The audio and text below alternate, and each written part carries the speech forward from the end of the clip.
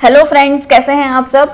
Welcome to RMPSU। तो जैसा कि आप सब लोग बोल रहे थे कि BD 102 वाले भी वीडियोस बनाइए, ये वाले भी वीडियोस बनाइए, तो चलिए आज हम इसका यूनिट फर्स्ट के इंपॉर्टेंट MCQs लेके आ गए हैं। देखिए, ये जो आपका BD 102 सब्जेक्ट है ना, ये सब्जेक्ट ऐसा है कि अगर आपने थोड़ा सा सुन लिया, अगर आपने सब्जेक्ट को समझ लिया, तो आप बहुत अच्छे से सारे क्वेश्चंस ऐसे ही अटेम्प्ट करके आ सकते हैं, है ना। अगर आपने इसको नहीं समझा तो आप इसका रट्टा मारते रह जाएंगे और आपको ये आएगा ही नहीं, पल्ले ही नहीं पड़ेगा। इसीलिए आपको थोड़ा सा सुनना जरूरी है इसके बारे में, ठीक है। तो ये जो आपका BD 102 है, पहले हम इस सब्जेक्ट के बारे में थोड़ी सी बात कर लेते हैं। तो ये जो सब्जेक्ट है, इसका नाम है कंटेम्प्ररी इंडिया एंड एजुकेशन, यानी समकालीन भारत और शिक्षा, ठीक है। इसकी जो फर्स्ट यूनिट है उसका नाम है शैक्षिक संप्रदाय का अवलोकन भारतीय और पश्चिमी, ठीक है। जैसे अगर हम अपने इंडिया की बात करें तो वहां पर जो एजुकेशन है उसका सिस्टम क्या है, और जो बाहरी देश हैं वहां पर जो एजुकेशन का यानी कि शिक्षा का जो सिस्टम है वो कैसा है, ये फर्स्ट यूनिट उसके बारे में है, ठीक है। अगर हम यहाँ पे भारतीय संप्रदाय के बारे में पूछे, यानी भारत जो है वहां पर जो हमारी शिक्षा नीति बनाई गई है, जो हमारी शिक्षा बनाई गई है, उसके मेन रूप से 3 चीजें हैं उसके अंदर। कौन कौन से हैं? एक को हम बोलते हैं न्याय दर्शन, ठीक, एक को हम बोलते हैं सांख्य दर्शन, और एक को हम बोलते हैं वेदांत दर्शन, ठीक है, वेदांत दर्शन। तो ये हमारे इंडिया के अंदर जो हमारा एजुकेशन है, जो हम अभी पढ़ रहे हैं, वो इन चीजों से प्रेरित होकर बनाया गया है, ठीक है। अगर हम बाहर की बात करें, यानी जो बाहर के लोग हैं, अगर हम पश्चिमी संप्रदाय की बात करें, पश्चिमी का मतलब क्या हो गया, जो बाहर की कंट्रियां है ना, जैसे अमेरिका हो गए, ये वाली जो कंट्री हैं, अगर हम पश्चिमी संप्रदाय की बात करें तो वहां पर जो बनाया गया है उनका एजुकेशन सिस्टम या उनका जो शिक्षा सिस्टम बनाया गया है, वो किसके बेसिस पे बनाया गया है? आदर्शवाद, ये आपको याद रखना है अच्छे से, आदर्शवाद, प्रकृतिवाद और प्रयोजनवाद, ठीक है। तो आपकी जो फर्स्ट यूनिट है, जो आपकी फर्स्ट यूनिट है ना, वो is all about these 2 things, ठीक है। इन दोनों चीजों के बारे में है आपका पूरा का पूरा फर्स्ट यूनिट। अगर आपको ये दोनों चीजें समझ आ गई, न्याय क्या है, सांख्य क्या है, वेदांत दर्शन क्या है, या आदर्शवाद क्या है, प्रकृतिवाद क्या है और प्रयोजनवाद क्या है, ये आपको समझ आ गया, आप ये पूरी फर्स्ट यूनिट ऐसे ही कराओगे, ठीक है। ये वाली जो चीजें हैं इनको मैं भी आगे आपको बताऊंगी, 3-4 स्लाइड के बाद मैं इनको बताऊंगी अच्छे से। अभी क्योंकि देखिए हमने यहाँ पे पढ़ा था, ये न्याय दर्शन होता है ना, ये सांख्य दर्शन होता है, ये वेदांत दर्शन होता है। तो सबसे पहले तो हम ये देखेंगे यहाँ पे दर्शन जो है बेसिकली उसका मीनिंग क्या है। तो अभी हम जो इंट्रोडक्टरी पार्ट है ना, उसके वाले क्वेश्चंस को हम देखेंगे यहाँ पे कि दर्शन क्या होता है। और जब दर्शन वाले क्वेश्चन खत्म हो जाएंगे उसके बाद में मैं आपको ये वाली चीजें सारी की सारी लिख के बताऊंगी, और एक पेज के अंदर लिख के हो जाएगा, उससे आप पूरा का पूरा यूनिट कंप्लीट कर सकेंगे, है ना। तो सबसे पहले हम दर्शन के बारे में बात करेंगे, फिर मैं आपको कुछ चीजें बताऊंगी किसके अंदर क्या आता है, और आप अगर अच्छे से समझेंगे तो सारे क्वेश्चन आप ऐसे ही चुटकियों में हल कर देंगे इसके, ठीक है। तो इसीलिए अगर ये वाला सब्जेक्ट आप अगर ये वीडियो देखे बिना आप एक बार पढ़ के देखना कहीं से ही, ठीक है, या फिर मेरी ही जो वीडियो है उसको ही चला के देखना पहले मेरी बिना आवाज में, जहां से कि आपको मेरी आवाज ना सुनाई दे, आवाज को कम करके, आपको ये पल्ले ही नहीं पड़ेगा ये है क्या, ठीक है। इसीलिए आपको ये समझना बहुत जरूरी है कि इन चीजों के अंदर क्या होता है, आप तभी इसके क्वेश्चंस करके आ सकते हैं। और इतने सारे क्वेश्चन होते हैं तो रटना तो मुश्किल है, आपको समझना ही पड़ेगा, ठीक है। चलिए, तो आज हम जो हमारा फर्स्ट यूनिट है इसका, जिसके बारे में मैं भी बता रही थी, वो दोनों चीजें ही पढ़नी है यहाँ पे, पर हम पहले बात करेंगे यहाँ पे दर्शन की, ठीक है। जो दर्शन होता है उसका अर्थ बेसिकली क्या होता है ना। तो दर्शन तो हम सबको पता है, ऐसे हम बोलते हैं मथुरा वृंदावन जाते हैं कि कान्हा जी के दर्शन करने जा रहे हैं, यानी कान्हा जी को देखने जा रहे हैं, ठीक है। तो दर्शन का बेसिक मीनिंग होता है देखना, ठीक है। पर दर्शन में सिर्फ देखना नहीं होता, देख करके ज्ञान प्राप्त करना भी होता है, ठीक है। तो दर्शन का बेसिक मीनिंग क्या होता है? ज्ञान प्राप्त करना, ठीक है। कैसे? देख के ज्ञान प्राप्त करना, ठीक है। तो ये हो गया यहाँ पर दर्शन का अर्थ, ठीक। नेक्स्ट क्वेश्चन पढ़ेंगे, दर्शन जो है उसका शाब्दिक अर्थ जो है वो किससे है। तो दर्शन जो है ना, अगर उसका शाब्दिक अर्थ हम देखें तो जैसे मैंने बोला था, देख करके ज्ञान प्राप्त करना है, ठीक है। सिर्फ देखना नहीं होता है, दर्शन का मतलब देख करके ज्ञान भी प्राप्त करना है ना। तो दर्शन जो है उसका शाब्दिक अर्थ क्या हो जाएगा? ज्ञान से प्रेम हो जाएगा। आपको दर्शन अगर आप पढ़ रहे हैं इसका मतलब आप ज्ञान से प्रेम कर लेंगे, आपके अंदर इतना ज्ञान आ जाएगा कि आपको ऐसे लगेगा कि मेरे को और ज्ञान चाहिए और ज्ञान चाहिए, तो मतलब दर्शन का शाब्दिक अर्थ होता है ज्ञान से प्रेम। ठीक, नेक्स्ट जो हमारा क्वेश्चन है वो है दर्शन ज्ञान का विज्ञान है। अब देखिए ये एक साइंटिस्ट ने बोला हुआ है कि जो दर्शन है, जैसे मैंने बोला था दर्शन का बेसिक मीनिंग क्या है, देख करके ज्ञान प्राप्त करना। ठीक है, तो ज्ञान प्राप्त कर रहे हैं इसीलिए उसको क्या बोलेंगे, ज्ञान का विज्ञान बोल देंगे ना दर्शन को। ठीक है, तो दर्शन ज्ञान का विज्ञान है। यह कथन किसने बोला है, तो यह बोला है फिस्टे ने। ठीक है, किसने बोला है, फिस्टे ने बोला है कि दर्शन ज्ञान का विज्ञान है। ठीक, नेक्स्ट क्वेश्चन है यह कथन किस विचारक का है कि दर्शन व शिक्षा एक दूसरे के पूरक होते हैं, यानी दर्शन और शिक्षा जो है वो एक दूसरे से मिले जुले ही हैं, दोनों अलग नहीं है। दर्शन का मतलब क्या होता है, ज्ञान प्राप्त करना। ठीक है, और शिक्षा का मतलब क्या होता है, ज्ञान प्राप्त करना। तो दोनों चीजें हो गई ना एक जैसी ही। तो ये वाला जो कथन है ये किसने बोला है, ये बोला है रॉस ने। ठीक है, दर्शन और शिक्षा एक जैसे ही है, ये बोला है रॉस ने। चलिए नेक्स्ट क्वेश्चन की तरफ शिफ्ट होंगे। तो नेक्स्ट जो क्वेश्चन है वो है किस शिक्षा शास्त्री ने कहा है कि शिक्षा दर्शन का गतिशील पहलू है। ठीक है, शिक्षा जो होता है वो दर्शन ही है, बस दर्शन का गतिशील पहलू है। ठीक है, तो ये वाली जो स्टेटमेंट है ये दी है एडम्स ने।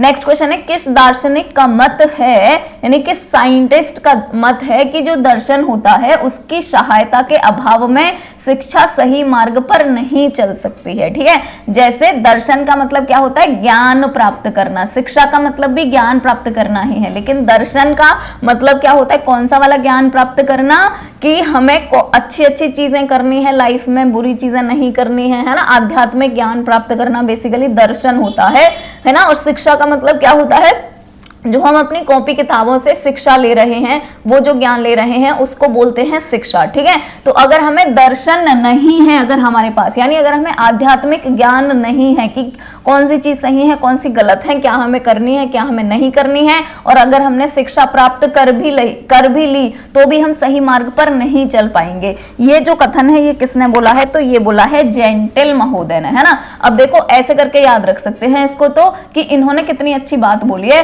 कि दर्शन जो है, अगर उस दर्शन नहीं है हमारे पास, उसका अभाव है, तो हम शिक्षा लेकर भी सही मार्ग पे नहीं चल सकते हैं, है ना। ये किसने बोला है, जेंटल महोदय ने। और जेंटल महोदय को जेंटल से याद कर लो, है ना, जेंटलमैन से याद कर लो कि जेंटलमैन अच्छे आदमी को बोलते हैं ना। तो देखो अच्छे आदमी ने इतनी अच्छी बात करी है कि दर्शन अगर आपके पास नहीं है तो शिक्षा लेकर आप सही मार्ग पे नहीं चल सकते, है ना। अगर आपको सही मार्ग पे चलना है तो आपको दर्शन की भी प्राप्ति करनी पड़ेगी। नेक्स्ट क्वेश्चन है दर्शन का अध्ययन किस कारण से होता है, किस कारण से होता है, तो देखिए यहां पर सा ऑप्शन करेक्ट हो जाएगा, शिक्षा के सैद्धांतिक आधार को समझने के लिए। ठीक है, तो दर्शन जो है हमें क्यों जरूरी है, जैसे यहां पर था कि अगर दर्शन नहीं होगा तो शिक्षा लेके हम सही मार्ग पे नहीं चल सकते, वैसे ही दर्शन का अध्ययन जरूरी क्यों है, उसका कारण क्या है, लेना जरूरी क्यों है, क्यों जरूरी है, ताकि शिक्षा के जो सैद्धांतिक आधार हैं उन्हें हम समझ सकें। ऐसे शिक्षा भी हमने ले ली है और हम उसका दुरुपयोग ना करें उसके लिए। ठीक, नेक्स्ट जो क्वेश्चन है वो है फिलॉसफी। देखिए ये जो हम अभी दर्शन पढ़ रहे हैं, तो दर्शन का ही अगर हम इंग्लिश टर्म देखें ना, उसको हम बोलते हैं फिलॉसफी। ठीक है, क्या बोलते हैं उसको, फिलॉसफी बोलते हैं। तो यहां से भी आपको क्वेश्चन आ सकते हैं, दर्शन से तो आएंगे ही आएंगे जितने मैंने अभी कराए हैं, पर फिलॉसफी से भी क्वेश्चन आ सकते हैं। ठीक है, क्योंकि दर्शन को ही इंग्लिश में फिलॉसफी बोलते हैं। तो हमारा जो फर्स्ट क्वेश्चन है वो है फिलॉसफी शब्द की जो उत्पत्ति हुई है वो किन शब्दों से मिलकर हुई है, तो यहां पर जो इसकी उत्पत्ति हुई है वो हुई है फिलॉस और सोफिया से। ठीक है, तो ये जो फिलॉसफी है ये किस किस से मिलकर बना हुआ है, एक तो हो गया फिलॉस और एक हो गया सोफिया। ठीक है, तो फिलॉस और सोफिया दो वर्डों से मिलकर बना हुआ है फिलॉसफी। ये आपको याद करना है बहुत अच्छे से, एक क्वेश्चन में यहां से छोड़ना नहीं, बहुत इंपॉर्टेंट है सारे क्वेश्चन। नेक्स्ट क्वेश्चन है फिलॉस जो होता है उसका अर्थ क्या होता है। ठीक है, हमने क्या पढ़ा था यहाँ पे कि जो फिलॉसफी है वो दो वर्ड से मिलकर बनी हुई है। कौन कौन से दो वर्ड हैं, एक तो है फिलॉस और एक है सोफिया।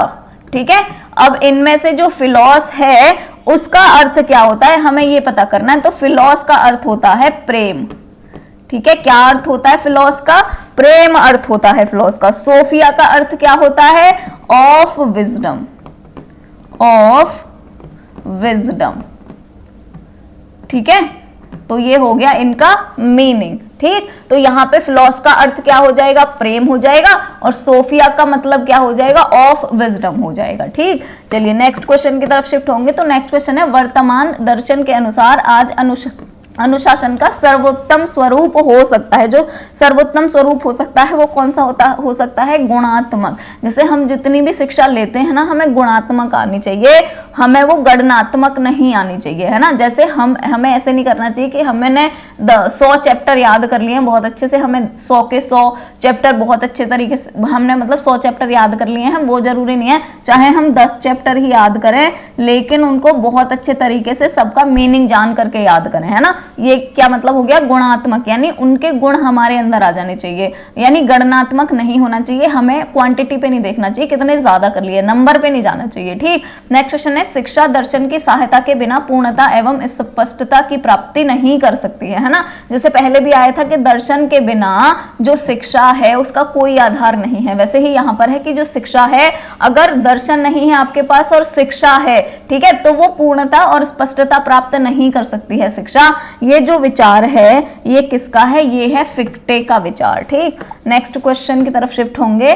तो जो हमारा नेक्स्ट क्वेश्चन है वो है, शिक्षा दर्शन का उद्देश्य है व्यक्ति का सर्वांगीण विकास करना, लेकिन दर्शन का उद्देश्य, जैसे शिक्षा जो है उसका क्या उद्देश्य होता है, व्यक्ति का सर्वांगीण विकास करना। सर्वांगीण विकास का मतलब क्या है, उसका शारीरिक विकास भी होना चाहिए, उसका मानसिक विकास भी होना चाहिए, उसका संवेगात्मक विकास भी होना चाहिए।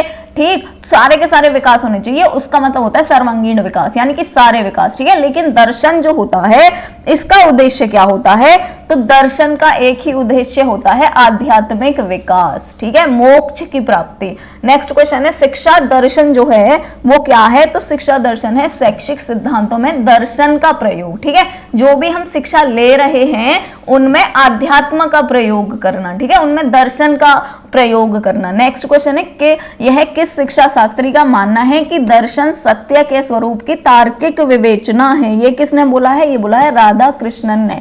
राधा कृष्णन जो है वो हमारे यहाँ के बहुत ही आध्यात्मिक व्यक्ति हैं, बहुत इन्होंने अच्छे अच्छे काम करे हैं।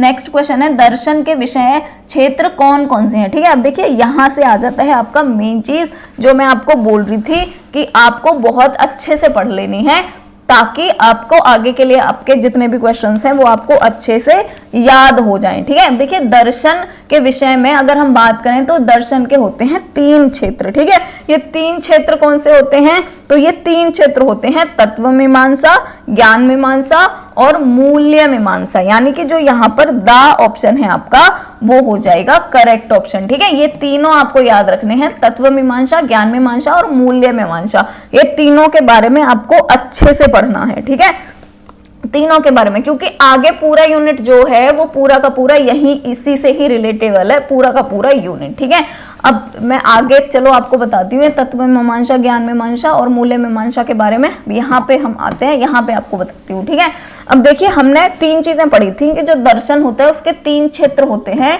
और दर्शन के 3 क्षेत्र कौन कौन से होते हैं, तो एक हमने पढ़ा था तत्व मीमांसा, तत्व मीमांसा। ठीक है, सेकंड हमने कौन सा पढ़ा था, तो सेकंड हमने पढ़ा था ज्ञान मीमांसा, ज्ञान मीमांसा। ये बहुत अच्छे से पढ़ना, जो मैं अभी बता रही हूँ पूरा यूनिट इसी पर ही आधारित है। और जो तीसरी चीज हमने पढ़नी है वो है मूल्य मीमांसा। ठीक है, इसको चाहो तो कहीं नोटबुक में अलग से नोट कर लो, उसको पढ़ लेना है आपको अच्छे से, फिर क्वेश्चन अटेम्प्ट करोगे तो सारे क्वेश्चन आपको ऐसे ही आते जाएंगे। ठीक है, नेक्स्ट है मूल्य मीमांसा। ये 3 चीजें हैं, ये 3 क्षेत्र हैं दर्शन के। ठीक है, अब इसमें से जो तत्व मीमांसा होता है ना, उसके अंदर क्या होता है, उसके अंदर होता है शिक्षा के उद्देश्य।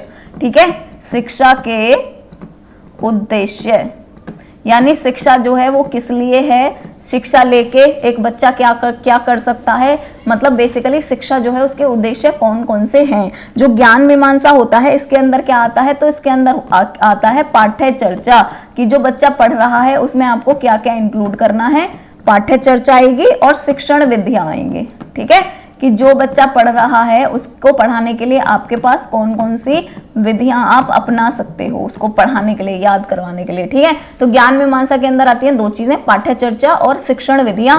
जो मूल्य मीमांसा होता है इसके अंदर क्या आता है, तो इसके अंदर आते हैं कि जो छात्र के कर्तव्य हैं। ठीक है, छात्र जो है उसके क्या क्या कर्तव्य हैं और कैसे वो अपने कर्तव्यों का निर्वहन करेगा और कैसे अनुशासन होना चाहिए, कैसे छात्र का क्या उसके कर्तव्य होने चाहिए और क्या उसका या फिर कैसा उसका अनुशासन होना चाहिए। अनुशासन की स्पेलिंग ही गलत हो गई, चलिए दोबारा लिख देते हैं, कैसा उसका अनुशासन होना चाहिए छात्र का। ठीक है, और ये दोनों ही चीज हैं, चाहे वो कर्तव्य हो चाहे वो अनुशासन हो, ये सिखाएगा कौन, तो ये सिखाएगा टीचर बच्चे को या छात्र को। ठीक है, तो छात्र ऐसे भी लिख सकते हैं हम यहाँ पे, टीचर द्वारा या शिक्षक द्वारा छात्र के कर्तव्य और अनुशासन का स्वरूप कैसा होना चाहिए। ये तीन चीजें हैं, ये कहीं पे नोट कर लो अच्छे तरीके से। ठीक है, क्योंकि यहाँ पे अभी आपके बहुत सारी चीजें आएंगी, जैसे अब आपने ये चीज कर ली होगी क्लियर,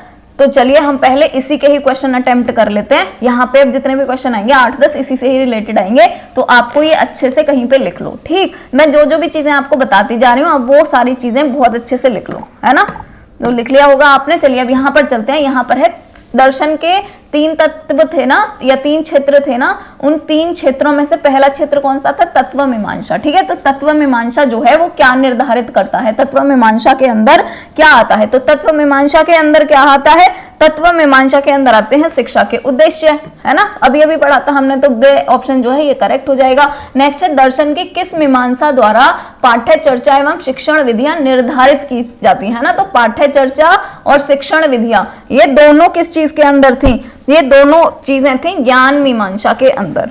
ठीक है, नेक्स्ट क्वेश्चन है हमारा, दर्शन की किस मीमांसा द्वारा शिक्षक द्वारा छात्र के कर्तव्य और अनुशासन का स्वरूप निश्चित होता है। ठीक है, अनुशासन का स्वरूप निश्चित होता है, ये किसके द्वारा होता है, मूल्य मीमांसा के द्वारा होता है, जो हमारा तीसरा वाला मीमांसा था। तो ये तीनों मीमांसा हो गई, यानी तत्व मीमांसा, ज्ञान मीमांसा और मूल्य मीमांसा, इन तीनों के अंदर क्या क्या आता है मैंने अभी बताया था, आपको अच्छे से पता होना चाहिए।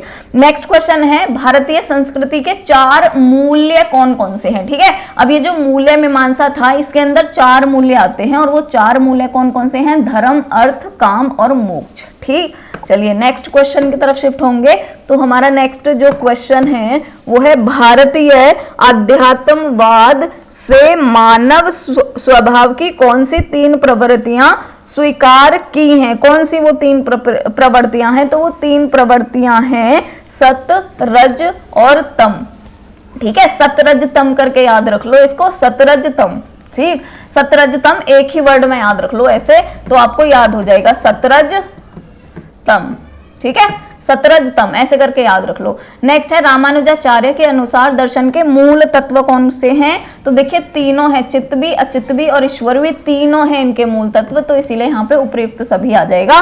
नेक्स्ट है, अद्वैत दर्शन के दार्शनिक हैं, अद्वैत दर्शन जो है उसके दार्शनिक कौन है। ठीक है, तो इसके दार्शनिक देखो सब हैं, शंकराचार्य भी, रामानुजाचार्य भी, वाद नारायण भी, यानी कि उपयुक्त सभी हो जाएगा यहाँ पर करेक्ट ऑप्शन। ठीक है, अब इसके बाद में आपको एक और चीज याद रखनी है, अगर हमें सिर्फ और सिर्फ अद्वैत दर्शन के बारे में पूछा जा रहा है तो तीनों हैं अद्वैत दर्शन के, लेकिन इसमें जो रामानुजाचार्य हैं वो विशिष्ट अद्वैत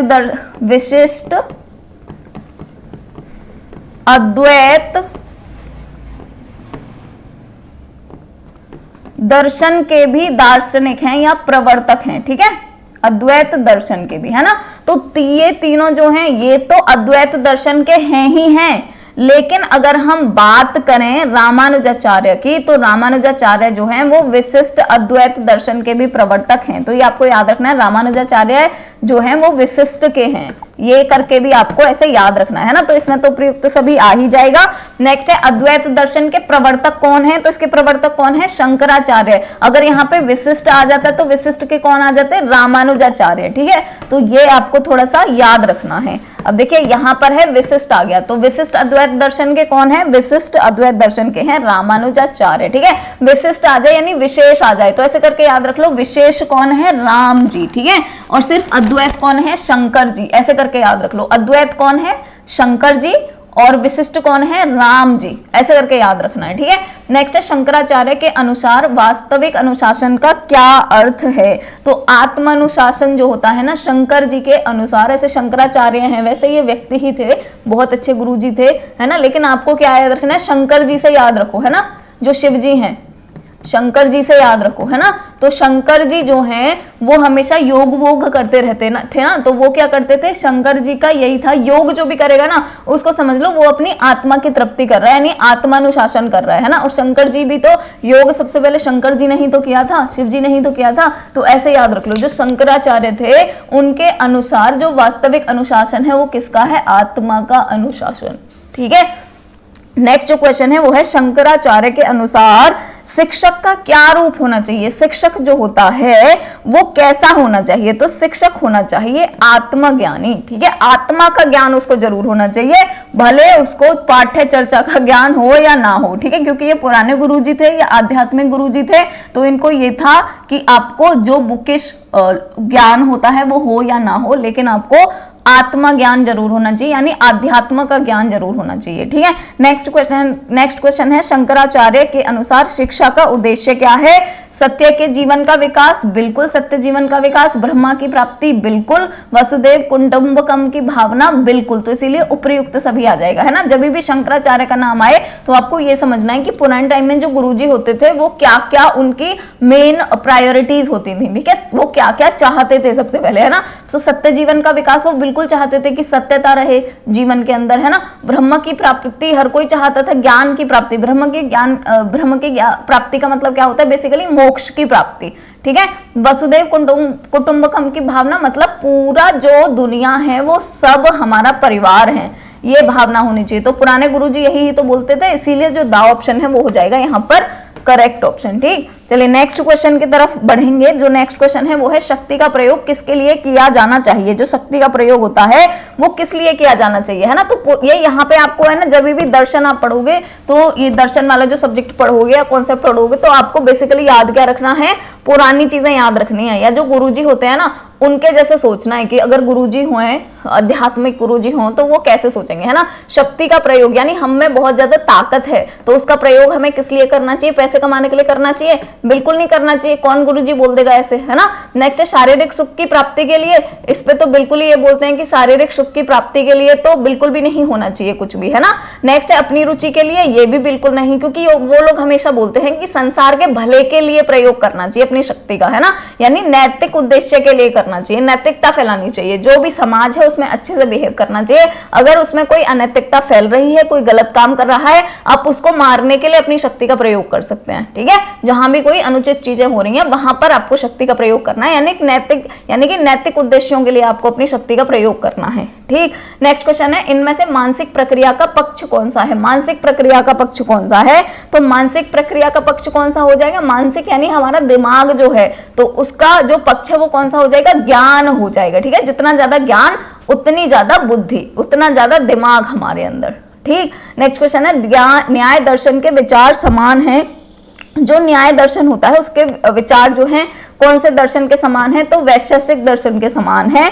नेक्स्ट क्वेश्चन है न्याय दर्शन के प्रतिपादक कौन थे। न्याय दर्शन जो था ये किसने बनाया था। ठीक है, अब देखिए यहां तक आपके जितने भी क्वेश्चन थे वो थे जो मैंने अभी थोड़ी देर पहले आपको बताया है। अब यहां से हमारी नई चीजें स्टार्ट हो गई हैं जो आपके सिलेबस में स्पेसिफिकली दी हुई हैं। ठीक है, जो आपके सिलेबस में मैंने बोला था, एक तो दिया है भारत जो है वहां पे जो एजुकेशन सिस्टम दिया गया है वो कहां से लिया गया है, या फिर जो आपके पूर्वांचल है, पूर्वांचल पश्चिमी, ठीक है, पश्चिमी, वैसे थोड़ा कंफ्यूज हो जाती हूँ हिंदी में, है ना, जो आपके पश्चिमी देश हैं वहां से शिक्षा का सिस्टम कैसा लिया गया है। तो भारत से क्या, भारत के अंदर से कौन कौन से ऐसे हमारे ग्रंथ हैं जहां से लिया गया है शिक्षा का सिस्टम, तो कौन कौन से हैं, एक तो था न्याय दर्शन, और एक था सांख्य दर्शन, और एक था वेदांत दर्शन। ठीक है, ये तीन दर्शन थे। पश्चिमी देश जो थे वहां पर कौन कौन से थे, तो पश्चिमी देश जो था वहां पे था, एक तो था आदर्शवाद,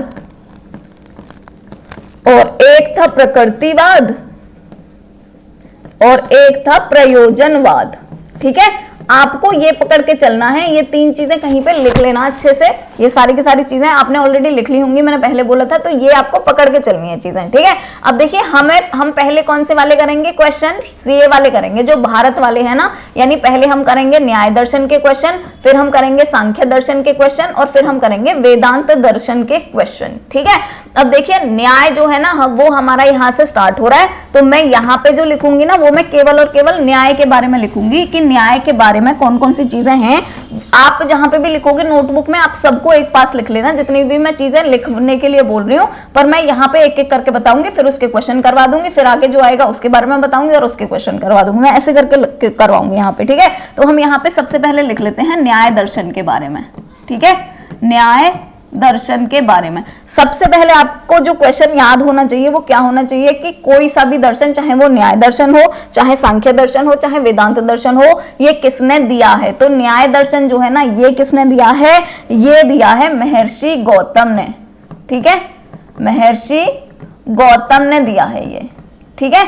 अब देखिए ये जो महर्षि गौतम है ना, इनको और क्या बोलते हैं, तो महर्षि गौतम को हम अक्षपाद भी बोलते हैं। आपको याद होना चाहिए, ये क्वेश्चन है आगे आएगा। तो जो महर्षि गौतम है उनको हम अक्षपाद भी बोलते हैं, ठीक, ये आपको याद होना चाहिए। अब ये जो न्याय दर्शन है ना, इसी का ही दूसरा नाम क्या होता है, तो इसका दूसरा नाम होता है आनविक्षी, आनविक्षी, ठीक है, ये आपको याद होना चाहिए। इसके बाद अब चलते हैं, ये जो न्याय दर्शन होता है इसके अंदर है क्या क्या, तो देखिए ये जो न्याय दर्शन है इसके अंदर ना बहुत सारे ग्रंथ हैं। अब सारे ग्रंथ आपको याद नहीं करने, आपको वो याद करने जो आपके एग्जाम में आने वाले हैं, ठीक है। आपके एग्जाम में कौन सा आएगा, सबसे पहले तो वो पूछेगा, या तो पूछेगा न्याय दर्शन जो है उसका प्रथम ग्रंथ कौन सा है, ठीक है, जो सबसे पहले लिखा गया था वो ग्रंथ कौन सा है। तो न्याय दर्शन का जो प्रथम ग्रंथ है वो है न्याय सूत्र। न्याय से याद हो जाएगा न्याय सूत्र, और याद रखना है आपको, यानी न्याय सूत्र जो है वो इसका पहला ग्रंथ है। जो न्याय सूत्र है इसके अंदर 5 अध्याय हैं, ये याद रखना है आपको, ये क्वेश्चन आने वाले हैं, है ना, इंपॉर्टेंट क्वेश्चन है। तो इसके 5 अध्याय हैं और 16 इसके पदार्थ हैं, ये याद हो गया आपको। जो प्रथम ग्रंथ है वो न्याय सूत्र है, 5 अध्याय हैं इसके, 16 इसके पदार्थ हैं, ठीक है। अब आपको याद रखना है इसका प्रमुख ग्रंथ कौन सा है। प्रथम यानी कि पहला जो बना था, पहला जो लिखा गया था वो तो न्याय सूत्र था। अब हम चलते हैं जो प्रमुख ग्रंथ है वो कौन सा है, तो देखिए इसका जो प्रमुख ग्रंथ है वो है तत्व चिंतामणि, ठीक है, तत्व चिंतामणि, ये इसका सबसे ज्यादा इंपॉर्टेंट, सबसे ज्यादा प्रमुख ग्रंथ है। और जो तत्व चिंतामणि है ये लिखा किसने है, तो इसके लेखक हैं गंगेश। आपको कैसे याद रखना है, गणेश याद रख लेना, ठीक है। गंगेश जो हैं वो हैं इसके लेखक। इसके बाद में अगर हम इसकी न्याय दर्शन की बात करें तो इसका क्षेत्र कौन सा है, जैसे हमने 3 पढ़े थे ना दर्शन के क्षेत्र, तत्व मीमांसा, ज्ञान मीमांसा और मूल्य मीमांसा, है ना। तो उनमें से न्याय दर्शन का क्षेत्र कौन सा है, न्याय दर्शन के अंदर कौन सा क्षेत्र आता है या कौन सा दर्शन आता है। तो देखिए ये जो न्याय दर्शन है ये बात करता है ज्ञान मीमांसा की, ठीक है, ज्ञान मीमांसा की। और जब ज्ञान मीमांसा की बात आ गई है तो इसका मतलब क्या होगा, ज्ञान मीमांसा का मतलब होता था पाठ्य चर्चा और शिक्षण विधियों से, ठीक है, वो आपने पहले लिख लिया था, वो आपको सारे के सारे अभी कोरिलेट करके पढ़ते चलना है ना। तो ज्ञान मीमांसा की बात करते हैं ये। अब आते हैं इनके तत्वों पे। तत्व जो होते हैं ना वो भी सबके बहुत ज्यादा इंपॉर्टेंट है। जो न्याय दर्शन है ना इसके अगर हम तत्व की बात करें, तत्व सबके याद करने आपको। न्याय दर्शन के कितने, ज्ञान दर्शन, न्याय दर्शन के कितने, सांख्य दर्शन के कितने और वेदांत दर्शन के कितने, ठीक है। तो इसके जो तत्व हैं न्याय दर्शन के वो कितने हैं, उनका नंबर नहीं है कोई, इसीलिए हम अनेक बोल देते हैं कि इनके तत्व अनेक हैं, ठीक है, इनके मूल तत्व अनेक हैं। अब आते हैं हम प्रमाण पे। तो प्रमाण इसके कितने हैं, इसके प्रमाण हैं 6, ठीक है। आपको न्याय दर्शन के अंदर इतनी चीजें पढ़नी है, इनको आप कहीं पे लिख लो अच्छी तरह से। ये आपको न्याय दर्शन के अंदर सारी की सारी चीजें पढ़नी है, ठीक है। आपने लिख लिया होगा, नहीं लिखा है तो आप थोड़ा सा पॉज करके लिख लो इसको। मैं चलती हूं अभी हमारे क्वेश्चंस के ऊपर, ठीक है। अब देखिए, अब आपको यहां से क्वेश्चंस ऐसे ही याद होते जाएंगे। तो पहला हमारा क्वेश्चन न्याय दर्शन का क्या है, न्याय दर्शन के प्रतिपादक कौन है, ठीक है। इसके प्रतिपादक कौन है पहले ही हम बात कर चुके हैं, महर्षि गौतम इसके प्रतिपादक हैं, ठीक। चलिए नेक्स्ट क्वेश्चन की तरफ शिफ्ट होंगे। तो हमारा नेक्स्ट जो क्वेश्चन है वो है न्याय का सामान्य अर्थ होता है। न्याय जो होता है उसका अर्थ क्या है। तो इसका न्याय का मतलब क्या होता है ना, न्याय का मतलब जैसे जस्टिस, तो जस्टिस जो होता है उसका मतलब क्या होता है, उचित होना चाहिए, वांछनीय होना चाहिए और सत्य होना चाहिए, ठीक है। तो उचित, वांछनीय और सत्य, ये होता है न्याय का अर्थ। नेक्स्ट है न्याय जो होता है, न्याय दर्शन को दूसरे कौन से नाम से जाना जाता है, ये भी मैं वहां आपको ऑलरेडी बता चुकी हूं कि न्याय दर्शन का दूसरा नाम होता है आन्वीक्षी, ठीक है। इसीलिए मैं बोल रही थी वो सारी बातें आपको बहुत अच्छे से पढ़ लेनी है। नेक्स्ट क्वेश्चन है अन्वीक्षा का अर्थ होता है, अन्वीक्षा कहां से आया है, इस आन्वीक्षी से ही आया है, ठीक है। अन्वीक्षा जो है इसका अर्थ क्या है, तो इसका अर्थ होता है प्रत्यक्ष एवं आगम के द्वारा उपलब्ध ज्ञान, ठीक है। यानी जिसको हम देख के प्राप्त करते हैं, उस ज्ञान को, जो प्रत्यक्ष है, जो हमारे सामने है, उसको देख के जो हम ज्ञान प्राप्त कर रहे हैं उसको हम अन्वीक्षा बोलते हैं, ठीक है। नेक्स्ट क्वेश्चन है ज्ञान दर्शन के अनुसार प्रमा कितने प्रकार का होता है, तो प्रमा होता है 4 प्रकार का, ठीक है। ये यहाँ पे आ से अनार बनेगा, 4 प्रकार का होता है। चलिए नेक्स्ट क्वेश्चन की तरफ शिफ्ट होंगे। तो नेक्स्ट क्वेश्चन है न्याय दर्शन का सर्वप्रथम ग्रंथ किसे माना जाता है, ये हम ऑलरेडी बात कर चुके हैं। मैंने बोला था न्याय तो यहाँ पे है ही, और प्रथम ग्रंथ आए तो आपको याद रखना है सूत्र, ठीक है। तो न्याय सूत्र जो है ये हो जाएगा इसका प्रथम ग्रंथ, ठीक है। उसके बाद में मैंने बोला था न्याय सूत्र जो होता है इसके अध्याय कितने हैं, तो अध्याय थे 5, है ना। मैंने बताया था पहले ही आपको कि इसके अध्याय है 5, और अगर हम इसमें पदार्थों की बात करें तो पदार्थ होते हैं इसमें 16, है ना। ये हम ऑलरेडी बात कर चुके थे वहां पर ही। तो देखिए वही क्वेश्चन है, जो न्याय सूत्र होता है उसमें कितने अध्याय हैं, तो 5 अध्यायों में ये डिवाइडेड है, 5 अध्याय हैं उसके, और कितने पदार्थों का वर्णन किया गया है इसमें, तो इसमें वर्णन किया गया है टोटल 16 पदार्थों का। नेक्स्ट क्वेश्चन है न्याय दर्शन का प्रमुख ग्रंथ कौन सा है, ठीक है। अब आ गया कि इसका प्रमुख ग्रंथ कौन सा है, तो प्रमुख ग्रंथ है तत्व चिंतामणि। और अगर मैं पूछूं तत्व चिंतामणि जो है लिखा किसने है, तो मैंने बोला था गणेश से याद रख लेना, है ना। किसने लिखा था, ये गंगेश ने लिखा था, जो न्याय दर्शन का प्रमुख ग्रंथ है, ठीक। चलिए नेक्स्ट क्वेश्चन की तरफ शिफ्ट होंगे।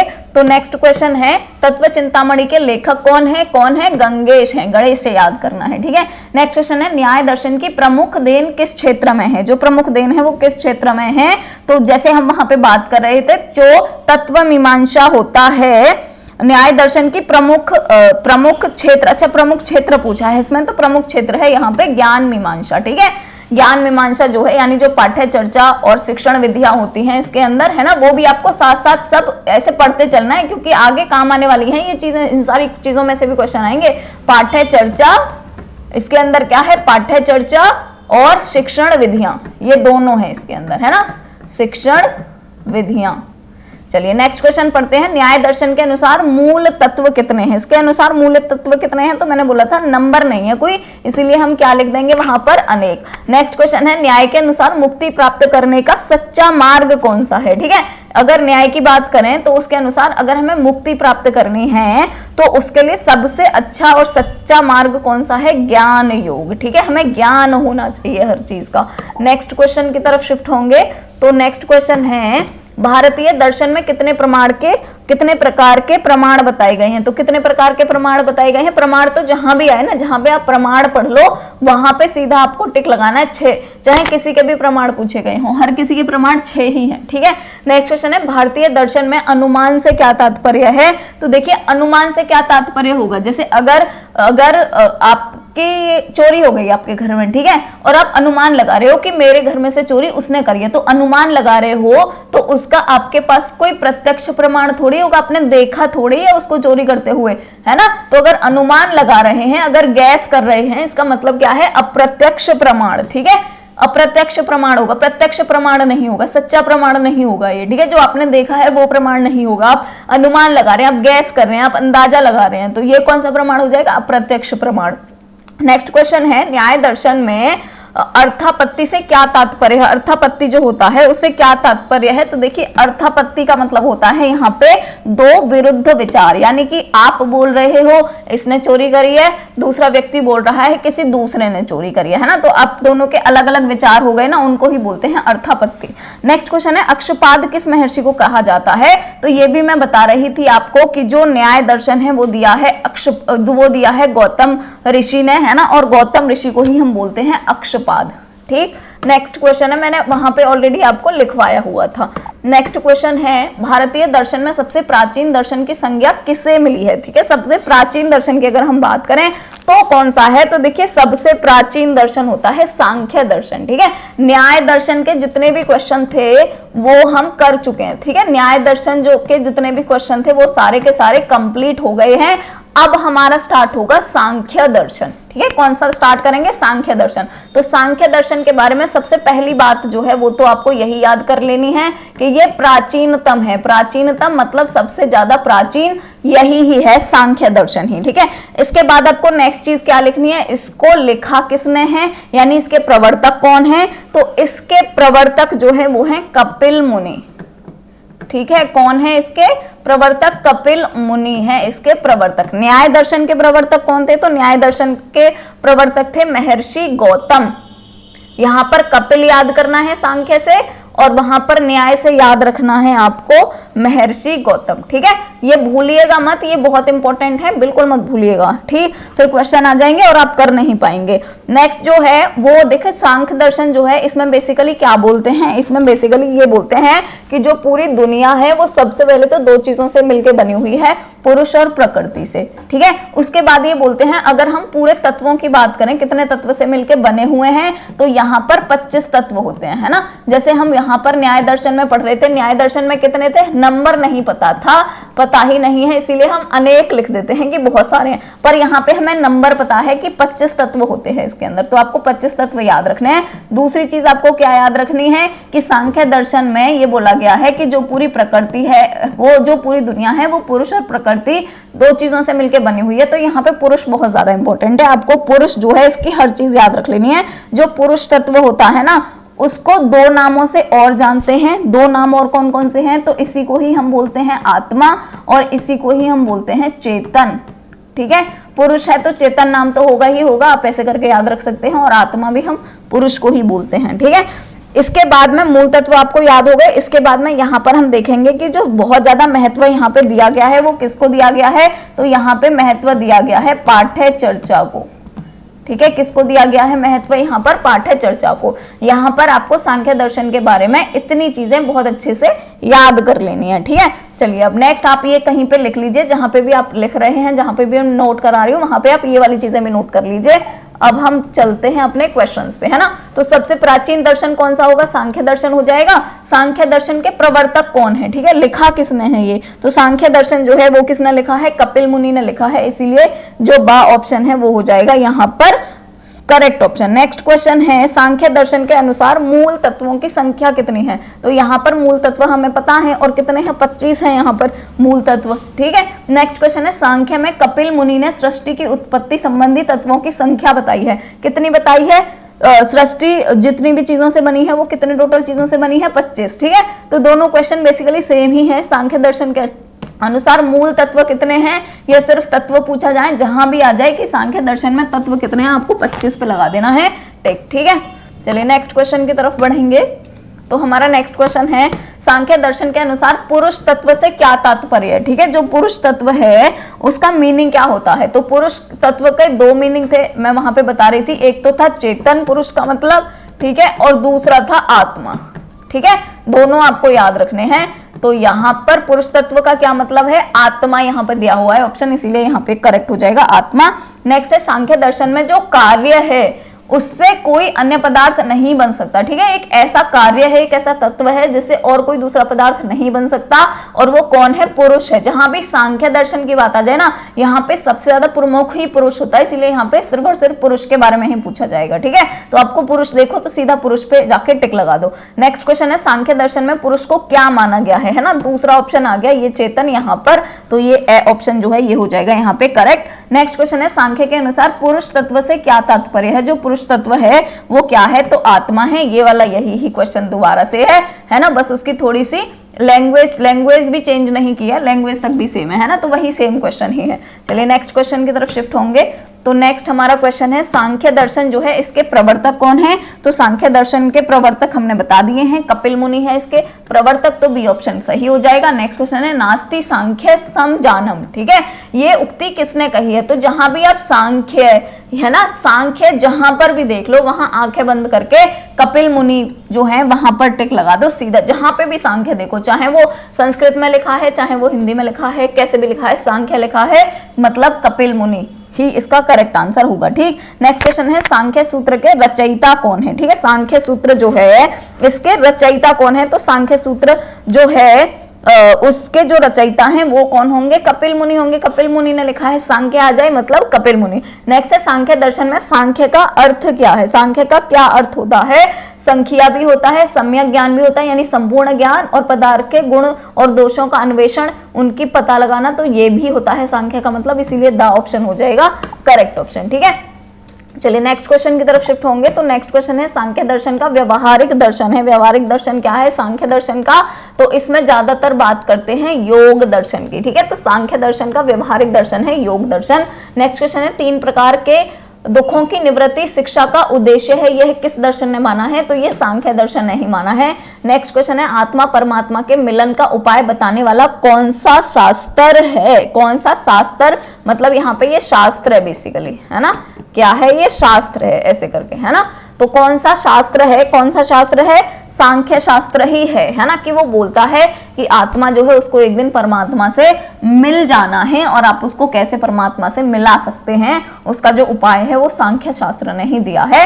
नेक्स्ट क्वेश्चन है सांख्य दर्शन में शैक्षिक उपयोगिता में किसको महत्व दिया गया है? तो यहाँ पर महत्व किसको दिया गया है मैंने आपको बता दिया है ऑलरेडी, वहां पे पाठ्यक्रम को यहाँ पर ज्यादा महत्व दिया गया है। ठीक है, नेक्स्ट क्वेश्चन है सांख्य दर्शन में सबसे अधिक महत्व दिया गया है। सबसे अधिक महत्व किसको दिया गया है? पाठ्यक्रम को, इसीलिए यहाँ पर जो ऑप्शन है वो हो जाएगा करेक्ट ऑप्शन। ठीक है, नेक्स्ट क्वेश्चन है सांख्य दर्शन के अनुसार इनमें से कौन सी ज्ञानेंद्रियां नहीं है? तो देखिए ज्ञानेंद्रियां कौन सी नहीं है? चक्षु भी ज्ञानेंद्रिय है, घृणा भी है और रसना भी है।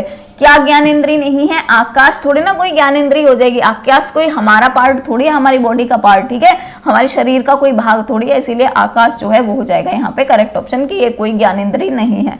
नेक्स्ट क्वेश्चन है वेदांत का अर्थ क्या है? वेदांत जो होता है उसका अर्थ क्या है? अब देखिए 3 जो हमारे 3 दर्शन थे, कौन कौन से 3 दर्शन थे? न्याय दर्शन था, वो खत्म हो गया, है ना, न्याय दर्शन। न्याय दर्शन के प्रवर्तक कौन थे? महर्षि गौतम, है ना, आपको याद रखने ये चीजें। सेकंड हमारा था सांख्य दर्शन, सांख्य दर्शन हमने पढ़ लिया, और सांख्य दर्शन जो है इसके प्रवर्तक कौन थे? कपिल मुनि थे। अब जो हमारा तीसरा आएगा वो कौन सा आएगा? वेदांत दर्शन आएगा। ठीक है, वेदांत दर्शन का मतलब क्या होता है? इसका बेसिकली जो मतलब होता है वो होता है कि कैसे हम कार्य करें कि हमारा मिलन जो है वो परमात्मा से हो जाए, यानी इसमें बेसिक जो इसका वेदांत का मतलब होता है वो होता है मोक्ष प्राप्ति। ठीक है, कैसे हमें मोक्ष मिलेगा, तो इसका बेसिक सूत्र होता है वेदांत का कि मोक्ष की प्राप्ति कैसे होगी। और ये जो वेदांत दर्शन है ये लिखा किसने है? तो ये लिखा है शंकराचार्य ने। ठीक है, सबसे अच्छा यही ही होता है, और ये किसने लिखा है? शंकराचार्य ने लिखा है। अब आप इसी से ही समझ जाइए, शंकराचार्य ने लिखा है, मतलब मोक्ष प्राप्ति कैसे होगी वो कौन बताएगा? शंकर जी ही तो बताएंगे। ठीक है, तो इसीलिए ये लिखा है शंकराचार्य ने। और अगर हम बात करें कि अगर आधुनिकता के बारे में बात करें कि अभी आधुनिकता में वेदांत जो है इसके बारे में किसने ज्यादा बात करी है, किसने इनके बारे में लिखा है? तो आधुनिक काल में इसके बारे में लिखा है विवेकानंद।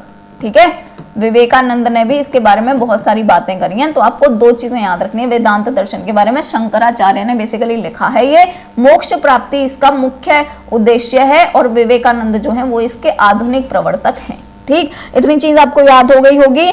अब यहाँ पे इनका जो मूल दर्शन होता है या जो मूल उद्देश्य है ना उनका, वो क्या है? इनका मूल उद्देश्य है ब्रह्म सूत्र। ठीक है, क्या है? ब्रह्म सूत्र, यानी ब्रह्मा से मिलने का सूत्र क्या है? और ये जो ब्रह्म सूत्र है ये लिखा किसने है? तो ये वाद नारायण ने लिखा है। ठीक है, किसने लिखा है? वाद नारायण। आप इसको अच्छे से थोड़ा लिख लीजिएगा, मेरी राइटिंग यहाँ पे ऐसे अच्छी आती नहीं है। वाद नारायण आपको लिखना है। इसके मूल तत्वों की अगर बात करें, मूल तत्व इसके कितने हैं?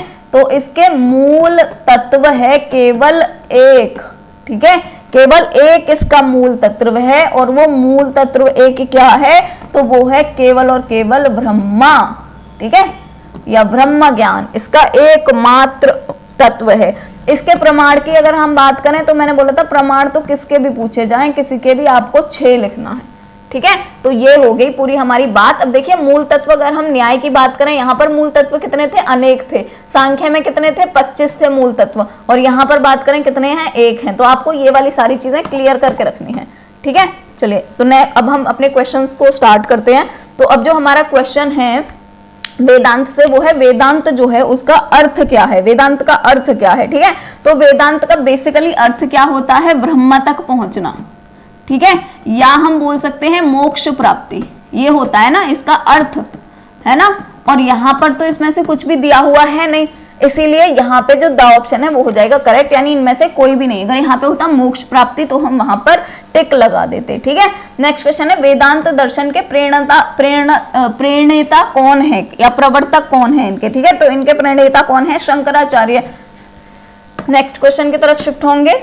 तो नेक्स्ट क्वेश्चन है वेदांत की आधुनिक संदर्भ में विवेचना किसने की है, किसने विवेचना करी है, तो विवेकानंद ने करी है, हमने भी पढ़ा है। नेक्स्ट है वेदांत के मूल दर्शन का नाम क्या है, जो इनका मूल दर्शन है वो क्या है, ब्रह्म सूत्र है, ठीक है।